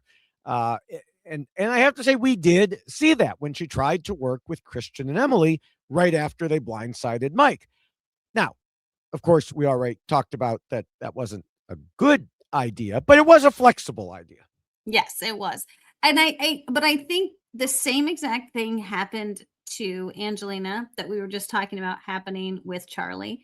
And I hate to keep harping on this, but it's like, when you come into playing Survivor, you're so ignorant about everything, the game, the people you're playing with, how anything is going to function, what you're going to do day to day. You have no concept of anything. And you have people that are telling you to go here, do this, and sometimes you don't even have we didn't have our bathing suits for the first 3 days or 4 days. So you're like, I have to walk around in my underwear because that's all I have besides my jeans, and it's too hot, so it's these are things that you're thinking about. And so you listen to Angelina and she's talking about how all of this pregame stuff had happened and how the old school people were hearing that she was targeting them. And so all of a sudden now she finds herself on a tribe with old school players. And so immediately it's oh gosh, now do you approach them and go, listen, I did some pre-gaming and I might have heard. I don't know if that's the better approach, but I do think that it puts you in a very difficult place if you are fearing that there's a decision already made about you, that oh, we can't play with her because she was pre-gaming and wanted to target us. So can you be flexible in that situation?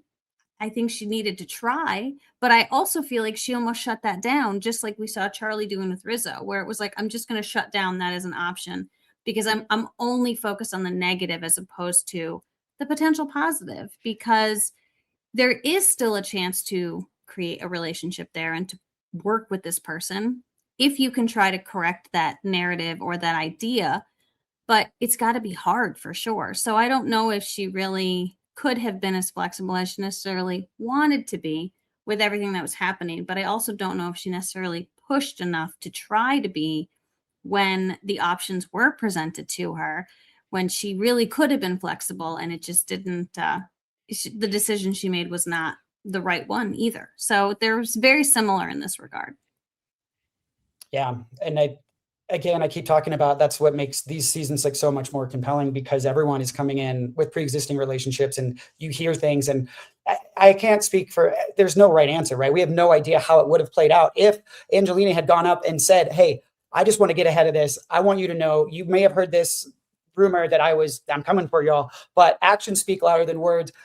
Maybe if let me prove it to you that is not how I'm playing the game, and that is just smear campaign or however, or maybe I did say that, but I think differently. It's and maybe those conversations happened, but they weren't, I don't know, it didn't lead to anything. So it was left on the cutting board and didn't make the edit. But you've got to be, it did come up, if you've seen your name written down once at tribal council, it becomes that much easier for other people to write your name down in the future. Because if I've written your name down once, what's the harm? I'm already burned the bridge a little bit, and you're not even in the jury phase yet. So you do want to think about the end game and the jury phase, but also at a certain point, you've got to do what's going to get you to the next phase. Even if, even if you're playing with, even if it gives you a little bit more rope, it's better than no rope, and then you're gone. So I don't know, it's a hard balance, and I think you nailed it. You never know if you're actually, Charlie said it, everyone's the hero of their own story.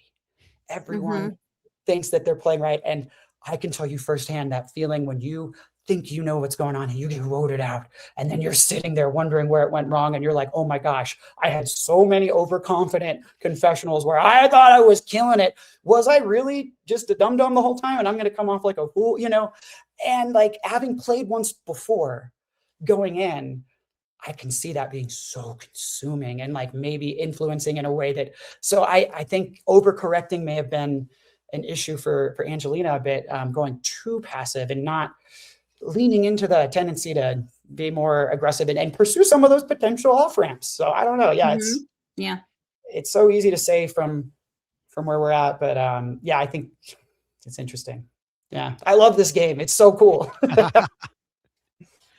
All right, well, we could move to the fourth rule, which tells players not to let their emotions control them. And Stephen, you already kind of branched into this in the last rule here. So let's start with Charlie again, because I've already mentioned, a couple times, well, we'll have more to discuss about him here. Was there, I don't know, anything rattling around in Charlie's emotions that might have caused him to not play optimally? I think you've actually already answered this question, Stephen. A little bit. And so I'll offer another perspective too, is it's not only not playing from an emotional spot, but also not appearing emotional to others as well, or kind of unstable. And I'm leaning into one thing. I think someone mentioned that he was intense. There was like an intensity, and I'm sure, and they kind of talked about it at Tribal, how you kind of want to, you never can underestimate, like, you want to work with people that you can trust, that are good. And like, sometimes you don't have to get along with everyone. It's like a coworker. You don't have to get along with all your coworkers, but you have to be able to like them enough. And like, I was thinking about this, like if I was in the same situation, I mean, on surface value, Charlie and Rizo, personality wise or like gameplay wise, they're very similar, like similar-ish archetypes. But you've got one where at least from the edit, seemed like there was a cloud over Charlie's head, and like every time you talk, there's just like this heaviness to it. And then there's Rizo doing Mickey Mouse, impersonations, and Rizzo's funny. He grew on me. I went through the same arc that Colby did. It was so fun to watch that in episode 1, where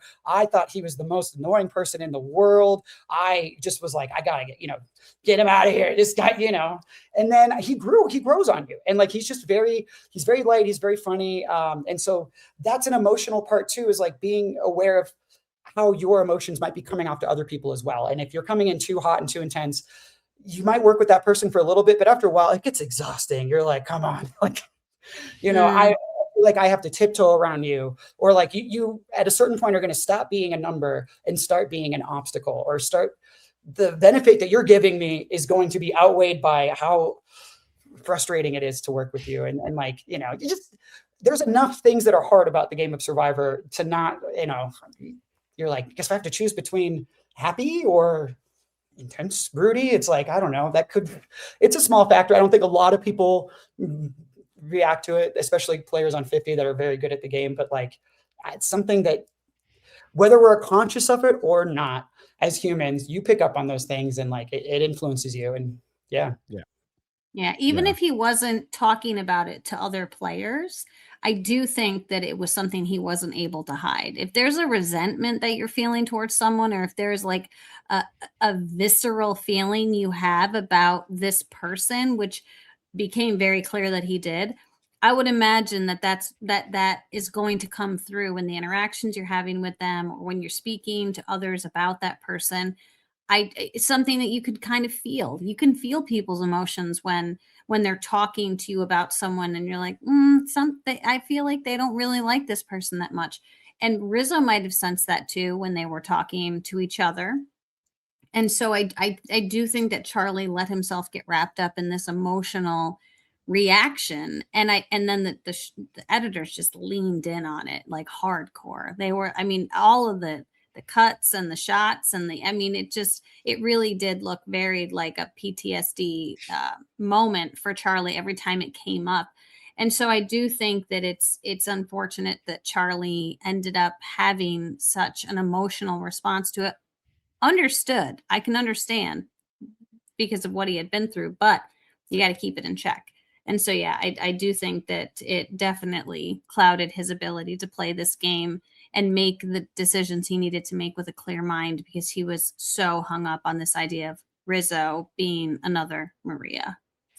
Yeah, we talked about Charlie's other reasons for wanting to target Rizo, and our friend Adam Klein also discussed in his RHAP podcast with Rob that he believed that the whole Rizo thing was mostly a bit that Charlie was doing, likely with the encouragement of production once he started. But like you just said, Jessica, you still have to wonder how much it played a role. Even if he's exaggerating it for the camera, he may not have realized that it was also like really in there, we are all human after all.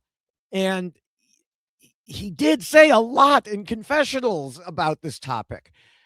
Like, saying Rizo not voting for his best friend to win has been, quote, messing with my head.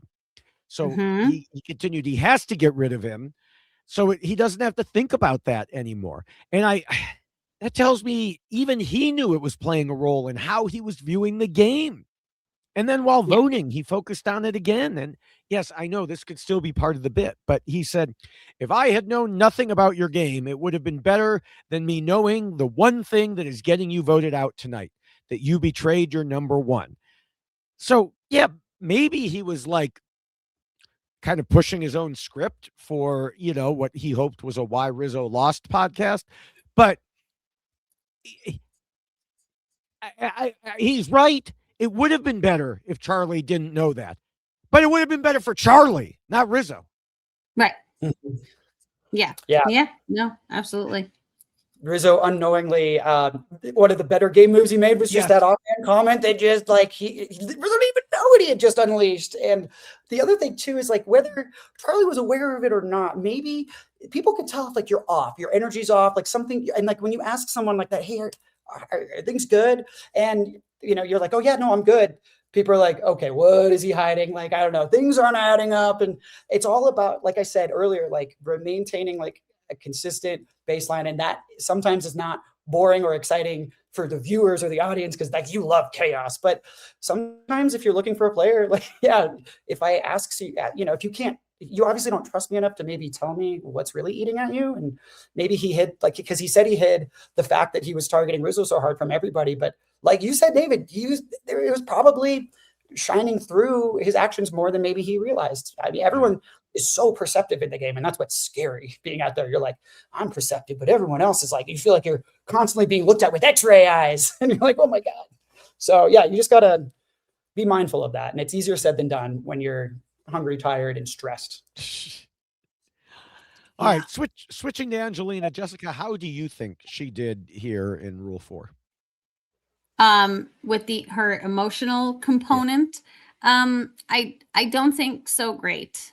And I say that because, well, it was all the pregame stuff again, right? Like I hate to keep talking about it, but I think that had such an effect on the way she felt she was going to be perceived by other people that it affected her ability to play the game the way that she should have been. And then the relationship that she had with Mike White and how significant that was in her game moving forward, so much so that it was more important to her than the game itself.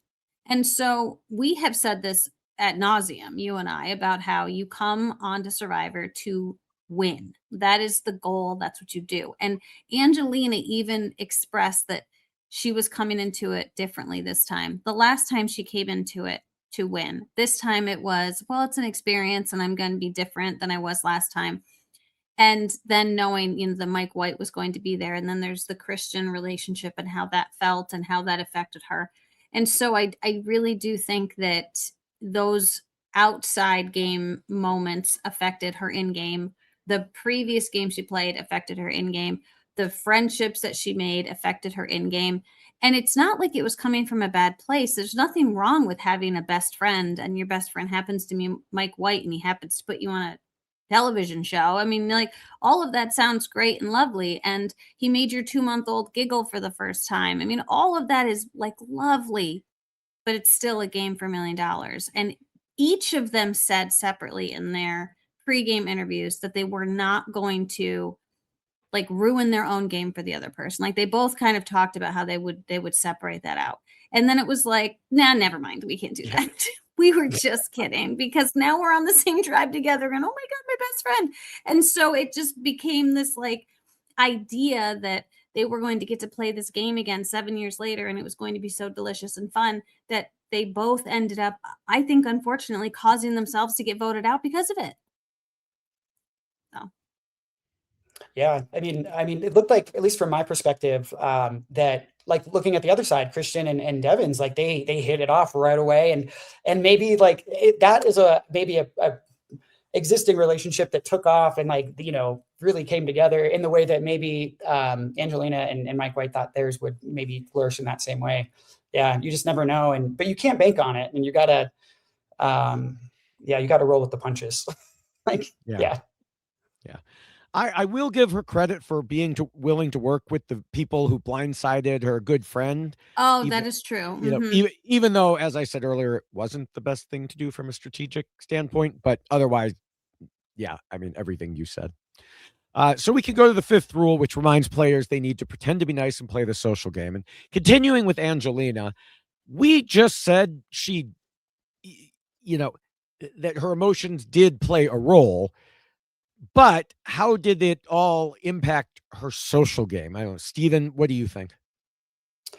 I think that, like I keep going back to overcorrection. I do think sometimes that if sometimes you got to lean into those feelings, and I mean, your name was written down once. You just got blindsided. Your ally went out. You got to at a certain point, like, yes, you can play nice with everyone, but you have to kind of like pick your path forward. And I think you nailed it. Like I actually think she did a very good job of remaining open to working with the people that voted this person out, and like biding your time. Revenge is a dish better served cold type, attitude. But yeah, I don't know. Like sometimes if you're seen as playing too nice, you're not taking a stance, you're too agreeable, then you become more expendable. It's like, okay, your vote for me maybe, but like you also seem like you're like that with everybody.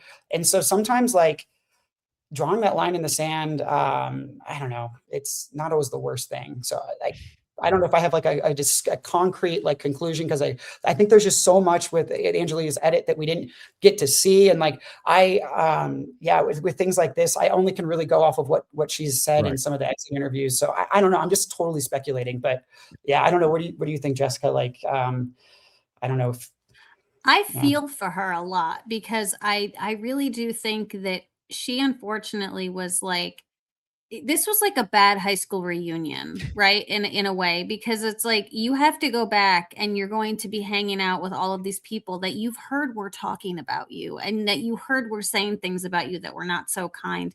In addition to knowing what, I don't know, the world has been saying about you because of posts on social media and commentary like we do on podcasts, right? I mean, this is what you do when you go on reality TV. You become picked apart and talked about. And so here she is having to insert herself into a game which she loves. And I think the Angelina that we saw on her first season was very just like kind of carefree and jovial and like, I'm Angelina and this is who I am. And she was someone who came across in a very particular way, but you kind of couldn't help but love her for, like the way that she was, because she was so like, I don't give a shit what you think about me kind of thing. But then she was on a TV show, and then suddenly it was like, oh wait, no, people said things, and so then she has to play this game with them. And so I do think that she's someone who, again, was at kind of a difficult place to play this game socially because of the preconceived notions that people had about her, but also she might have had some about other people as well. And then you walk into this high school reunion and you happen to see your best friend is there too. And you're like, oh, well, wait, like they're here too. So maybe that will be maybe that will help me. Maybe that will save me. And so I don't think that she necessarily was bad here, but I think that the circumstances that she was in were bad. And so it really made it very difficult for her to play the social game the way that I think she would have wanted to play it, because of the circumstances she found herself in. Again, you have to play with the hand you're dealt, and that's what makes Survivor so fascinating. You have to adjust, you have to be flexible, you have to be able to shift, and I think that she was just unable to do so in the way that really she needed to, because of all of this other stuff that we know was happening prior to the game even starting. Yeah. All right, well, switching to Charlie, he seemed to get along well with everyone. He even had some fun times with his nemesis, Rizo. Some people like Rizo and Dee and Kamilla felt like he was acting a bit odd, like we've talked about. I would say it was a strategic kind of odd rather than a social kind of odd. Yeah, I think that makes sense. Yeah, I agree. I agree with that. All right, then we'll move on to the 6th rule, which warns against people being too much of a threat. Now, looking at Angelina, most people probably would not consider her a big threat in the game, and I tend to agree. Even with the changes that she made to her own personality and the way she was playing, I just don't think she would be able to convince a jury to vote for her at the end unless she did some truly spectacular things between now and then. But the problem is she became a threat the moment the others voted out Mike. Yes, she was willing to work with Christian and Emily this time, because, of course, she would want to save her own skin. But as Christian said in discussing why Angelina was the obvious target, no one trusts her. She's not going to be loyal to us. And he was right. Come the merge, as I mentioned earlier, she was going to go off looking for her people. And you can guarantee that didn't include anyone on this tribe. Yeah. What do you think, though, about and this is something that we talked about way at the beginning before the season started, the fact that there was the 3 of them from David versus Goliath, because we saw Christian lean in on this, right? Christian was like, he told Angelina Mike had to go because the 3 of us, it's I think that problematic. was an excuse. I don't disagree. It was also true. It was true, but it wasn't the reason he voted out Mike. Oh, it was right, the excuse he gave. He wasn't going to tell Mike's best friend.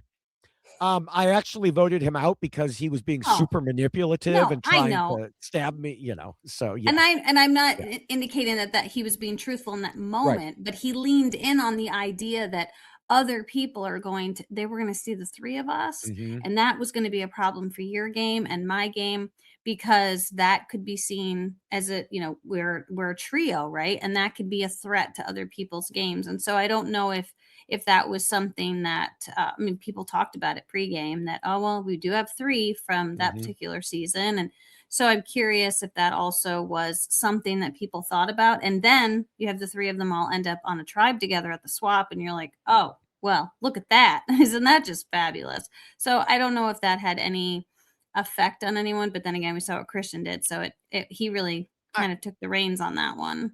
I think if her original tribe had gone to tribal council, it would have been one of the reasons/excuses used.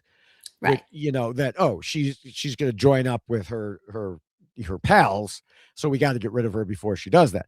Now, the reason was more, she doesn't have any pals on this tribe, so she's going to join up with whoever she can to get rid of me, Right.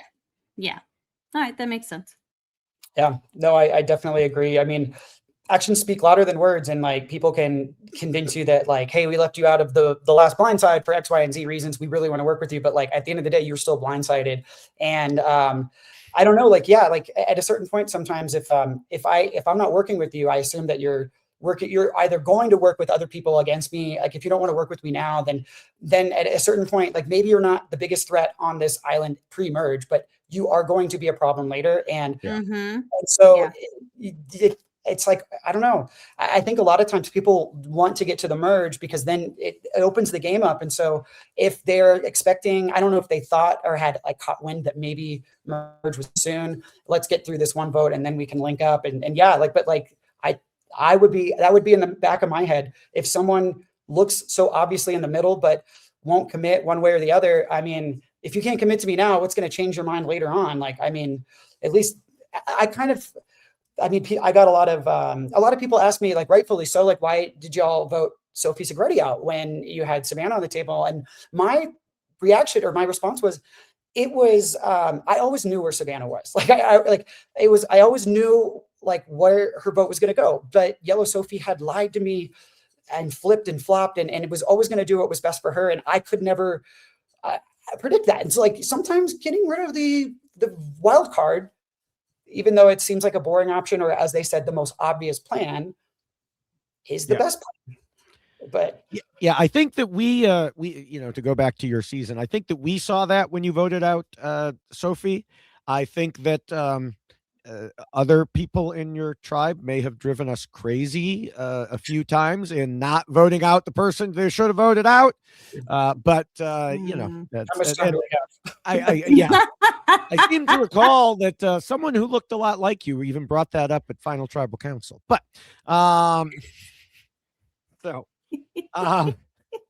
but we won't rehash that here.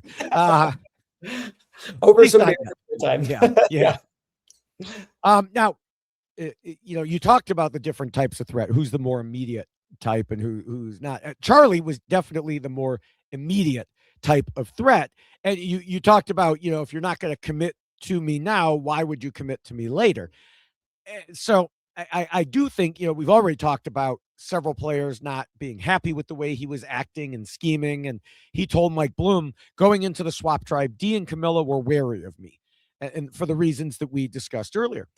if they had just gone along with the plan of voting out Rizo, then you have to look at who was next if the tribe stayed together. Because then it was like apparently Cherie, and it would have left Dee and Kamilla beholden to whatever the group of guys wanted. And so by taking him out, suddenly the whole power dynamic in that tribe shifts. Now, that power dynamic's never going to come into play because we're merging at 17. But they didn't know that, obviously. Yeah, this is just insanity. I know. I mean, the fact that we're talking about a double boot episode, and then next week looks like it might be the same. That's all bets are off. Triple. Yeah. Oh, gosh. Well, yeah. Sorry, gosh, I'm getting my things mixed up, but you know what I mean. Yeah. Yeah. The island. Get out of here. Yeah. Anyway, yeah. All right, let's move on to Rule 7, which covers idols and advantages in game mechanics. And Angelina, she didn't really have any dealings with those as a whole, but she did talk about why she didn't play her shot in the dark. Telling Mike Bloom, I was like, do I have a higher chance with Emily being real with me or a higher chance of my shot in the dark hitting? And I had a slightly higher probability of Emily working with me, which obviously was not true. But I took that bet instead of the shot in the dark because I was like, oh, if I play my shot in the dark, then I show her I don't trust her. And if we do merge, then who do I have? Now, we've heard these reasons before. And the second one does make sense. The first one, the higher probability part, well, that's just made up numbers in the head of whoever is doing the calculations. At least it wasn't like, some people are like, well, I calculated a 31.2% chance. It's like, no, you didn't. There is no equation, where you can substitute in, X equals the number of people who have told me that they are going to keep me here. No. But it is true that if Emily and Christian had been with her and she played her shot, it would have been very telling about her trust level. What she didn't mention was it would have also tied the vote at 2 and showed distrust, which would have been a really bad combination and probably would have led, now this is presuming, let's just say that Christian and Emily were telling her the truth.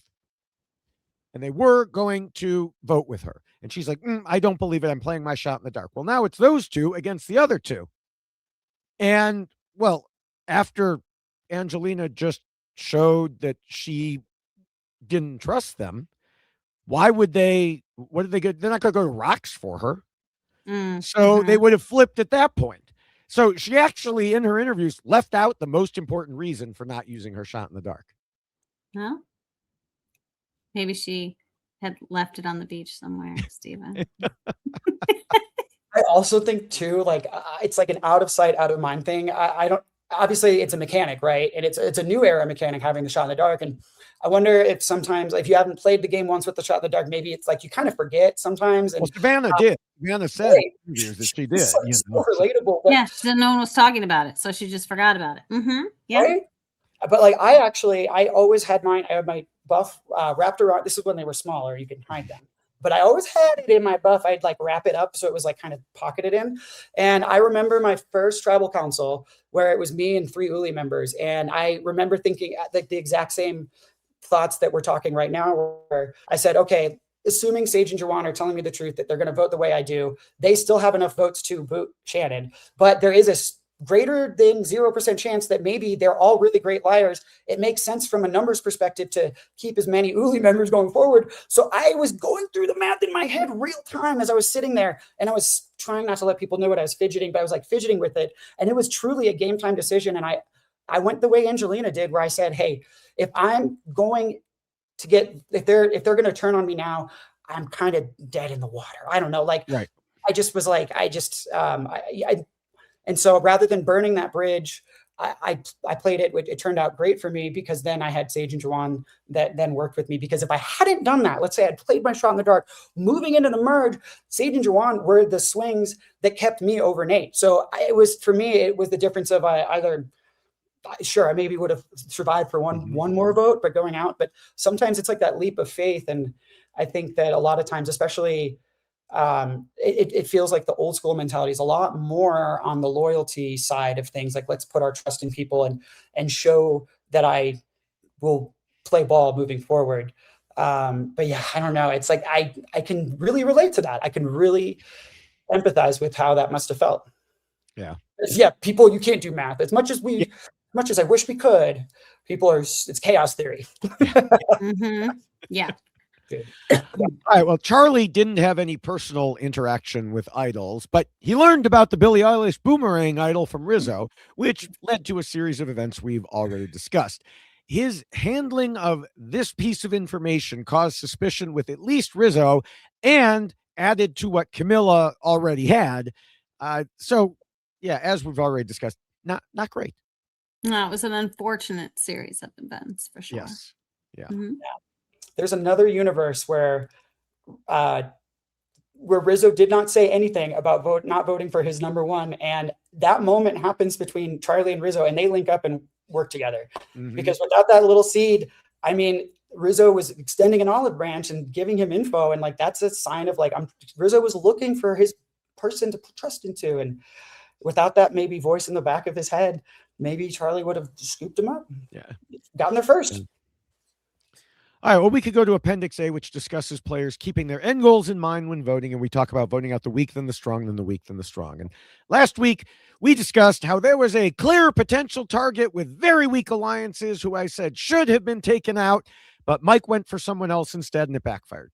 This week, Vatu recovered itself and did go for that exact type of player who turned out to be a different person now because Mike was gone. So they did come back to their senses once Mike was no longer pushing in the wrong direction. And I mentioned earlier that it would have been better for Angelina to try to push Ozzy into going after Christian. But I think even Ozzy made the right decision here if he wants to have any hope of working with Emily in the future. Plus, he likely knows that Suri was working with Christian, and he, of course, was working with Suri. So even if he doesn't like it, it may be useful to his overall numbers later in the game. And while Angelina was working with essentially nobody else and had essentially nobody else and would be looking for people, as we previously discussed, she wouldn't have been loyal to any of them. So yeah, even though I was saying earlier, Angelina should have pushed Ozzy, Ozzy made the right decision in not doing that. See, Ozzy did something correct. All right. Woo! Way to go, Ozzy. You got this, buddy. Come on. Bang that squeaky hammer, Ozzy. I can't believe it. You're terrible. Terrible. Now, on the Charlie side, I can easily understand why Kamilla went with the women and Rizo instead of the guys. After her season, she has probably had it up to here with guys. Didn't she talk about that too? Probably. And she also has to figure that Jonathan, well, she talked about, she said, I had a whole season of honor and integrity in 48. Oh, and that's I'm what it so sick was. of it. Yes. Okay. It just happened to be that was mostly guys. I got you. But looking at Jonathan, she had to figure that he was likely to get together with the honor and integrity crew, especially since I've heard there was pre-gaming going on there. And she told us she told us what I just mentioned in episode 1. Plus, from what Charlie said in interviews, it sounded like she was already aligned with Dee and the original tribe anyway. So I don't think she was quite as much a swing vote as it was made out to be. I mean, it was technically her decision, but it was also Dee's decision. It was, I don't think she needed much time to think about it because this put her whole group in a better spot moving forward.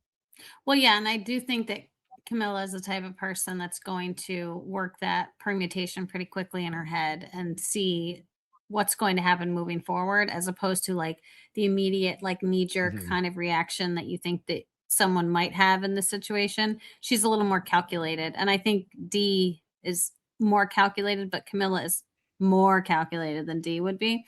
So yeah, I do think that long term they made the best decision for their game moving forward for sure.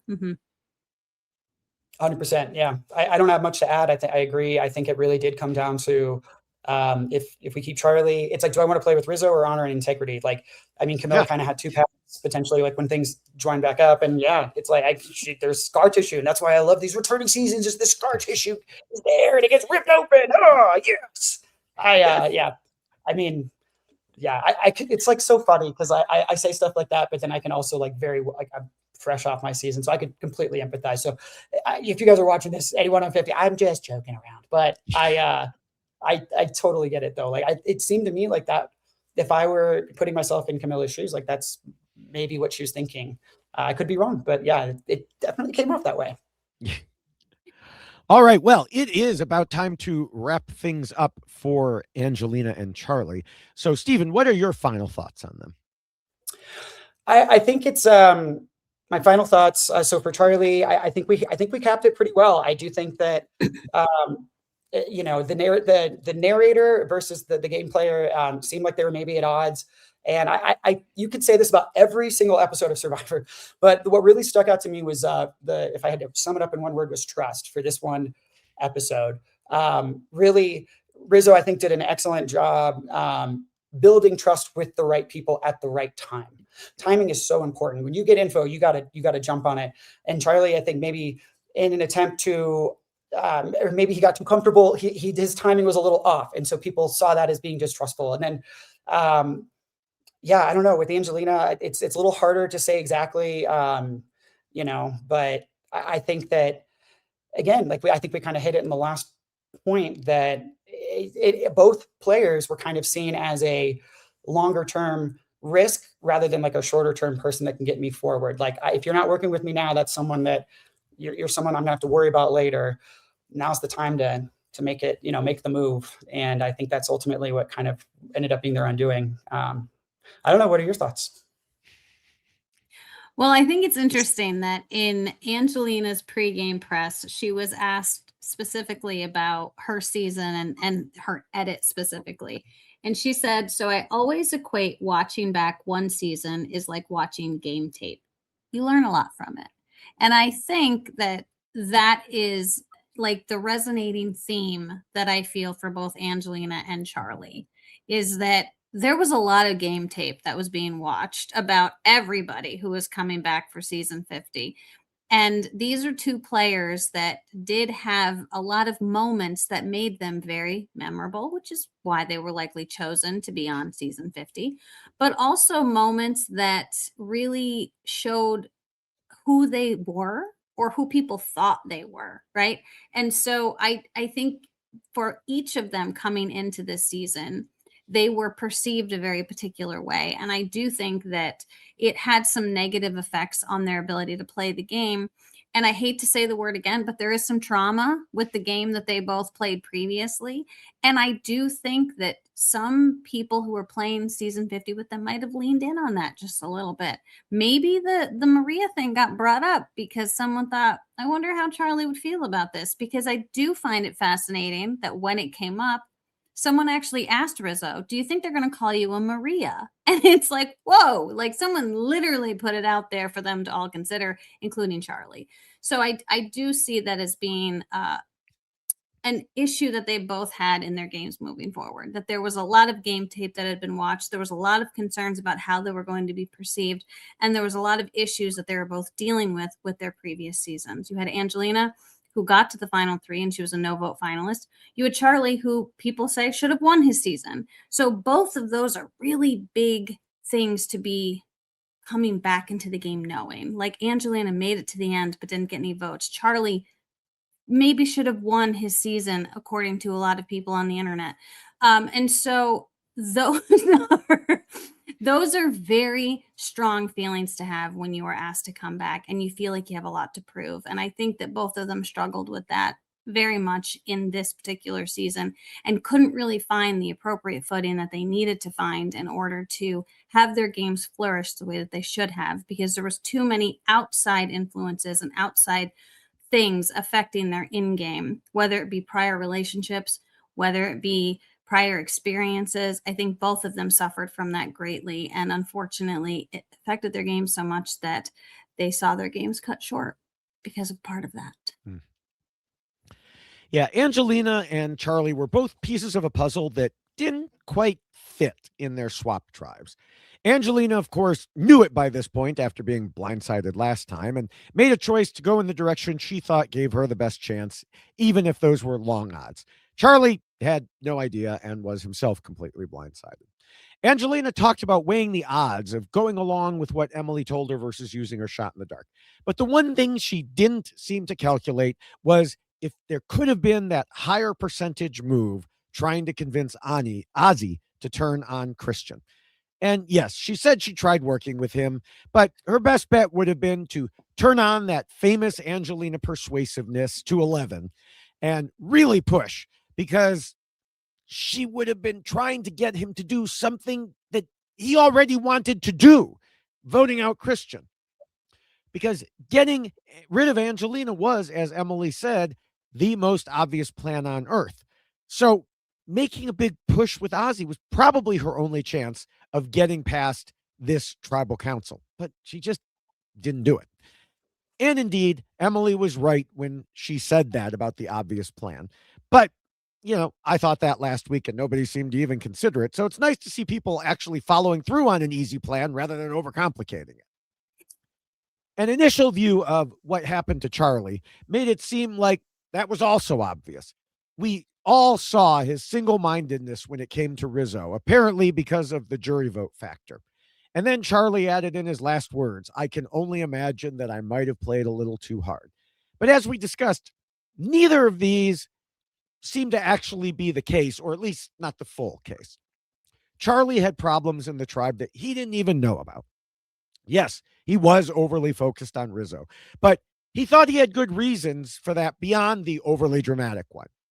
Meanwhile, he was trying not to ruffle feathers, even as his potential allies wanted lines drawn in the sand. As I mentioned earlier, it's funny that he was trying to stay flexible in that regard while at the same time being inflexible with his choice of target. And he thought everything would be fine because of the majority of original Kalo members. A big problem for him was neither the original Kalo nor this version of Sela had ever been to tribal council. None of them had ever voted together. So assuming where everyone stood could be a mistake. And in this case, it definitely was. Dee made a comment that Charlie is, quote, the dumbest player here. That's harsh, especially when we spent so much time talking about Ozzy's reactions and move and Toy Hammer.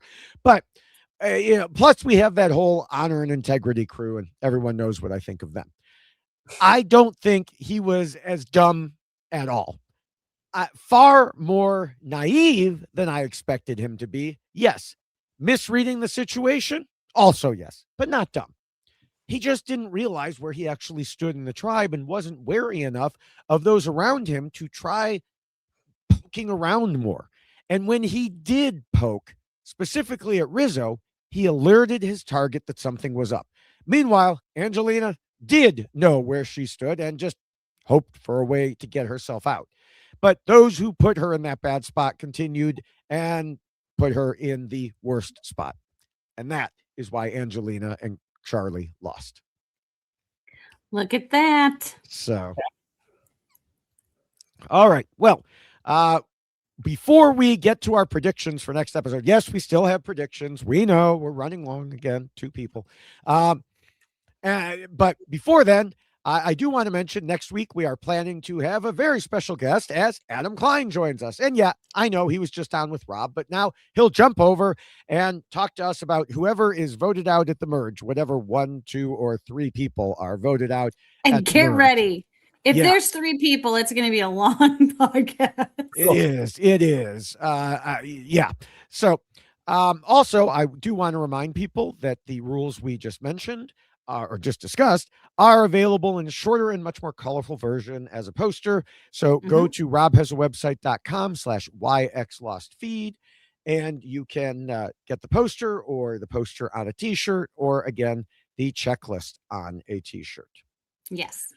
So beyond that, before we get to predictions, Stephen, where can people find you? Yeah, you can, if you're just looking at the moon, just know we're looking at the same moon at the same time. So you can find me there But realistically, jokes aside, you can find me on Instagram at somewhat_Steven. I think I'm on Twitter still. It's at Space Ram. I used that more for professional stuff, but the Survivor fans on there are freaking hilarious, dude. Even when you're dunking on me, like it's great. And then also TikTok, yeah, same thing at somewhat_Steven. So yeah, follow along. I love interacting with the Survivor community. That was one of the coolest parts about being on the show. Is afterwards, I feel like we're all super fans and it's really fun talking. So feel free to hit me up anytime. I'm bad at responding sometimes to DMs, but I'll get to them eventually. and I do read them all. Nice. Yeah, there are quite a bit. I will say that is something that becomes a little overwhelming. I am at Jessica Lewis 89 on both Blue Sky and Twitter. I'm at Jessica Lewis 6789 on Instagram. But my social media has really fallen to the wayside, almost just a little bit. Nothing in comparison, though, to David Bloomberg, who has amped up his social media presence so much. It's so incredible. He has a link tree in order to find all of the places that he posts his content. So, David, why don't you speak to everyone about your link tree? Yes, you can find all my various accounts at linktree/David Bloomberg. You can find me directly on Blue Sky as at David Bloomberg, and on YouTube, TikTok, and Instagram as at David Bloomberg TV. I've been posting 2 or 3 reality TV short videos every day, almost all about Survivor 50 at this point, but you never know when another show might have something that strikes my fancy. Also, in the podcasting realm, we have posted a couple of special episodes of the Tradar podcast, where we are giving advice in one for how to win the game as a trader, and in the second episode, which is coming out almost exactly the same time as this one, for those same questions, how to win the game as a faithful. Now, these are not a new version of my rules for winning that we use here, but definitely a lot of overlap there. Nice. So again, that's the TRAIDAR. You can find that wherever you get podcasts or on YouTube. All right, predictions. And this is, merge. It's already hard to pick things at the merge. And this is going to be even worse because something weird is going on here, and we don't know exactly what.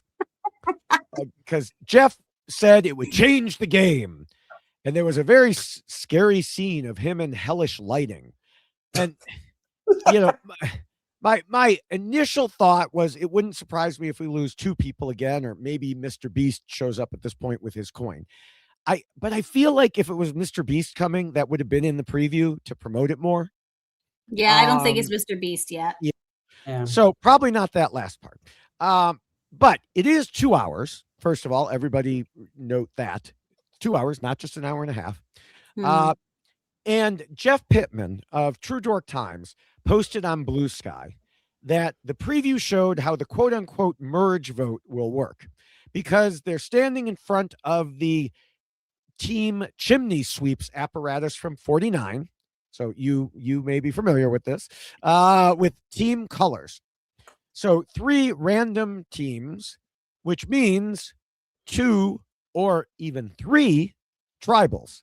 Because, as he said, because voting people out and snap random teams is somehow better than on tribes, I guess. And I completely agree with Jeff Pittman that it's ridiculous to claim to have a merge and then randomly split everyone up and then, boom, have them vote with no notice. Somewhere along the way, Jeff Probst seems to have forgotten this is a strategic social game, because you can't do either strategy or social to vote people out if you don't have time. I worry it will just be a series of votes based on things like pregame alliances / friends and original / swap tribes. And that's not as interesting. But we still have a job to do here, predicting 2 or even 3 people leaving. Of course, how we predict who will be voted out of random groupings that we don't know, that's a bit of a mystery. So I guess the best we could do is try to read the edit and go from there. Looking at the press photos that are out already, I saw that Aubrey and Genevieve will be together again. They cannot get away from each other. They're shown in the challenge on the same colored equipment. Coach and Suri are in the same group as each other, and Chrissy and Jonathan are in the same group as each other. Not a lot of information to go on except for the Aubrey Genevieve thing. Obviously, they will try to go after each other again. And then it just becomes a numbers game. We don't know who has the numbers. We do know Aubrey has an idol, and she will play it in that situation if she does not feel absolutely locked in, I believe. So, going to repeat my previous prediction that Genevieve will be one of the people going out, one way or the other. Either Aubrey rallies numbers to her side or she gets idled out by Aubrey. Charlie mentioned that Chrissy and Jonathan were together on their original tribe, working together. So that's 2 right there on whatever that group is, which, could bode well for them. And I can similarly see Suri and Coach working together in the other group. Looking at everyone else without knowing where they are, I think D may be in the most trouble. She insulated herself in her swap tribe, but now all that's going to be shaken up. It's all going to be random. She's the only remaining previous winner. So in a situation like that, it could be something easy for the others to agree upon. And the third person I'm going to pick almost at random, in part because we don't know if there is going to be a third person, but Tiffany has just gotten so few confessionals. I wonder if it's because she gets picked off with almost no reason due to a bad draw here. I don't want it to happen, but I worry that it will. So my 3 picks are Genevieve, D, and Tiffany.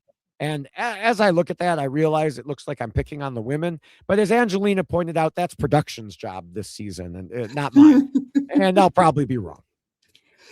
Oh, wow. Yeah, this is a lot. I do think because if we're going in with 17, that the likelihood of 3 tribals happening is very high to get it down to 14, because then they could do one more tribal where they 13 and then actually merge. Then it's a real, then you get to be on the jury kind of thing. Once they get to 13. I do agree with Genevieve as being one of the individuals that's likely going to be either a target or a consequence of an Aubrey idol. I could see that definitely happening. I also agree somewhat with the Tiffany concept because we haven't seen very much of Tiffany. Oh, this is terrible. I don't like any of this. Gosh. I don't know. Can I just pick 2? Do I have to pick 3? I mean, you're reducing your chances then. Listen, my chances suck all the time anyway. I'm terrible at this. Remember, you know this. I don't like any of it. Genevieve. And we don't know where anyone else falls, right? We don't know where they all go. Oh, goodness. All right. So I'm going to think pregame. What did people talk about pregame? Pregame, who were they very cautious of? Kamilla? Very cautious of Kamilla. Very cautious of D. All right. I'm going to call a timer. Pick. Okay, fine. I'm going to go Genevieve, Kamilla, and D. There.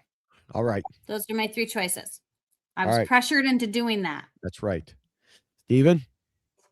Okay, so I agree with a lot of what you guys have said, but I am going to kind of branch off a little bit here. So I do think that all we have to go off of are the edit at this point, right? And so I think you nailed that. They're clearly building up this Aubrey versus Genevieve showdown. And I think it's a huge bummer that Genevieve has found 2 idols that could have saved her in a situation like this, but then had to hand them away. Yes. And like that is a rough mechanic. In any other season, you have 2 idols, you're golden. And like that could be something that could come back. So I agree with Genevieve. I'm trying, the way I'm thinking about it is who has maybe drawn a line in the sand a little bit, that if they are split up with that group where they chose a side and they're not with those numbers anymore, and they haven't built other connections elsewhere, they could be at risk. And I do think Kamilla could be one of those players, because I think she made the right choice for her game and that moment with getting rid of Charlie. But I mean, from the tribal council, it looked like Devins and Jonathan were very surprised.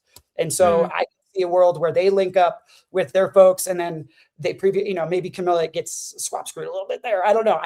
I could see that happening. And then, gosh, who would the third be?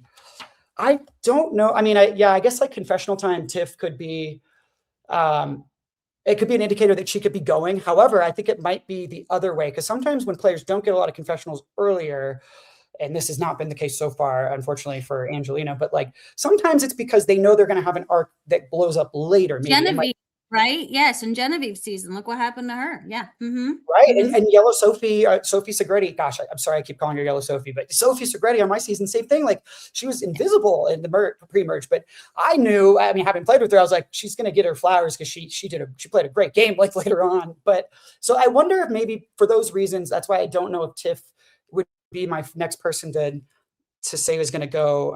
I also don't think that she might be viewed as immediately as a threat. She could be more of a free agent. Kamilla, people might have really fresh in their heads, like seeing her play recently, and she got really close to winning. So I'm trying to think, like there could be a recency bias, so we got to get rid of her. I don't know who my next person would be. Gosh, maybe start the timer. I feel like I don't know. Rizzo's got an idol. I think Cerise. Timer's going. Oh no. I don't know. I'm gonna say maybe Jonathan. Okay. But again, like it just really depends on what the what the split ends up being. Maybe Chrissy. I don't know. Yeah, I mean my ideal split would have the honor and integrity crew split over all three groups and have everyone target them so they don't get back together again. It would be my ideal, but your idea. So, all right. Well, as we wrap up, I want to encourage people to check out the RHAP patron program at robhasawebsite.com/patron and get access to all the special podcasts that are put out just for patrons, plus Facebook groups and Discord. And of course, you support shows like ours and everything on the network by becoming a patron at robhasawebsite.com/patron. Also, make sure you're subscribed to all the RHAP Survivor podcasts by going to weknowsurvivor.com. Yes, and we would like to thank everyone at RHAP for all of the incredible content that you do create and that you put out into the universe. Thank you for all of the editing that is led by the incredible individuals that work there. Thank you to, I'm forgetting names right now. It's been a long time. I apologize. I'm very, my mind is literally blank right now. Scott St. Pierre, thank you so much for the work that you do. Thank you to Will from America for the theme song that you created for the audio version of this podcast. Thank you to everyone who listens to this podcast. I know it's been over 2.5 hours at this point, so I'm trying to go quickly, but thank you so much. And thank you, Stephen, for joining us today, because this was fabulous. And it's so interesting to have someone sit through this process so soon after they actually experienced this process. So thank you so much for joining us. It's been lovely and great. It's been an incredible opportunity having you here. And thanks. We loved having you. It was great. Yeah. And thank you again for having me. This is, like I said, it's surreal. It's like full circle. Same time last year, listening to y'all talk with other guests, and now to be here and get a chance to talk and provide my insight. It's really awesome. So just thank you for having me. It means a lot. And hopefully I'll see you guys again soon. Yes. Thank you also from me, Stephen, for joining us. Thank you, Jessica, as always. We will see everyone in a week when, as I mentioned, we expect to have Adam Klein on. Until then, you can find us on social media, and go Illini. Bye. Bye.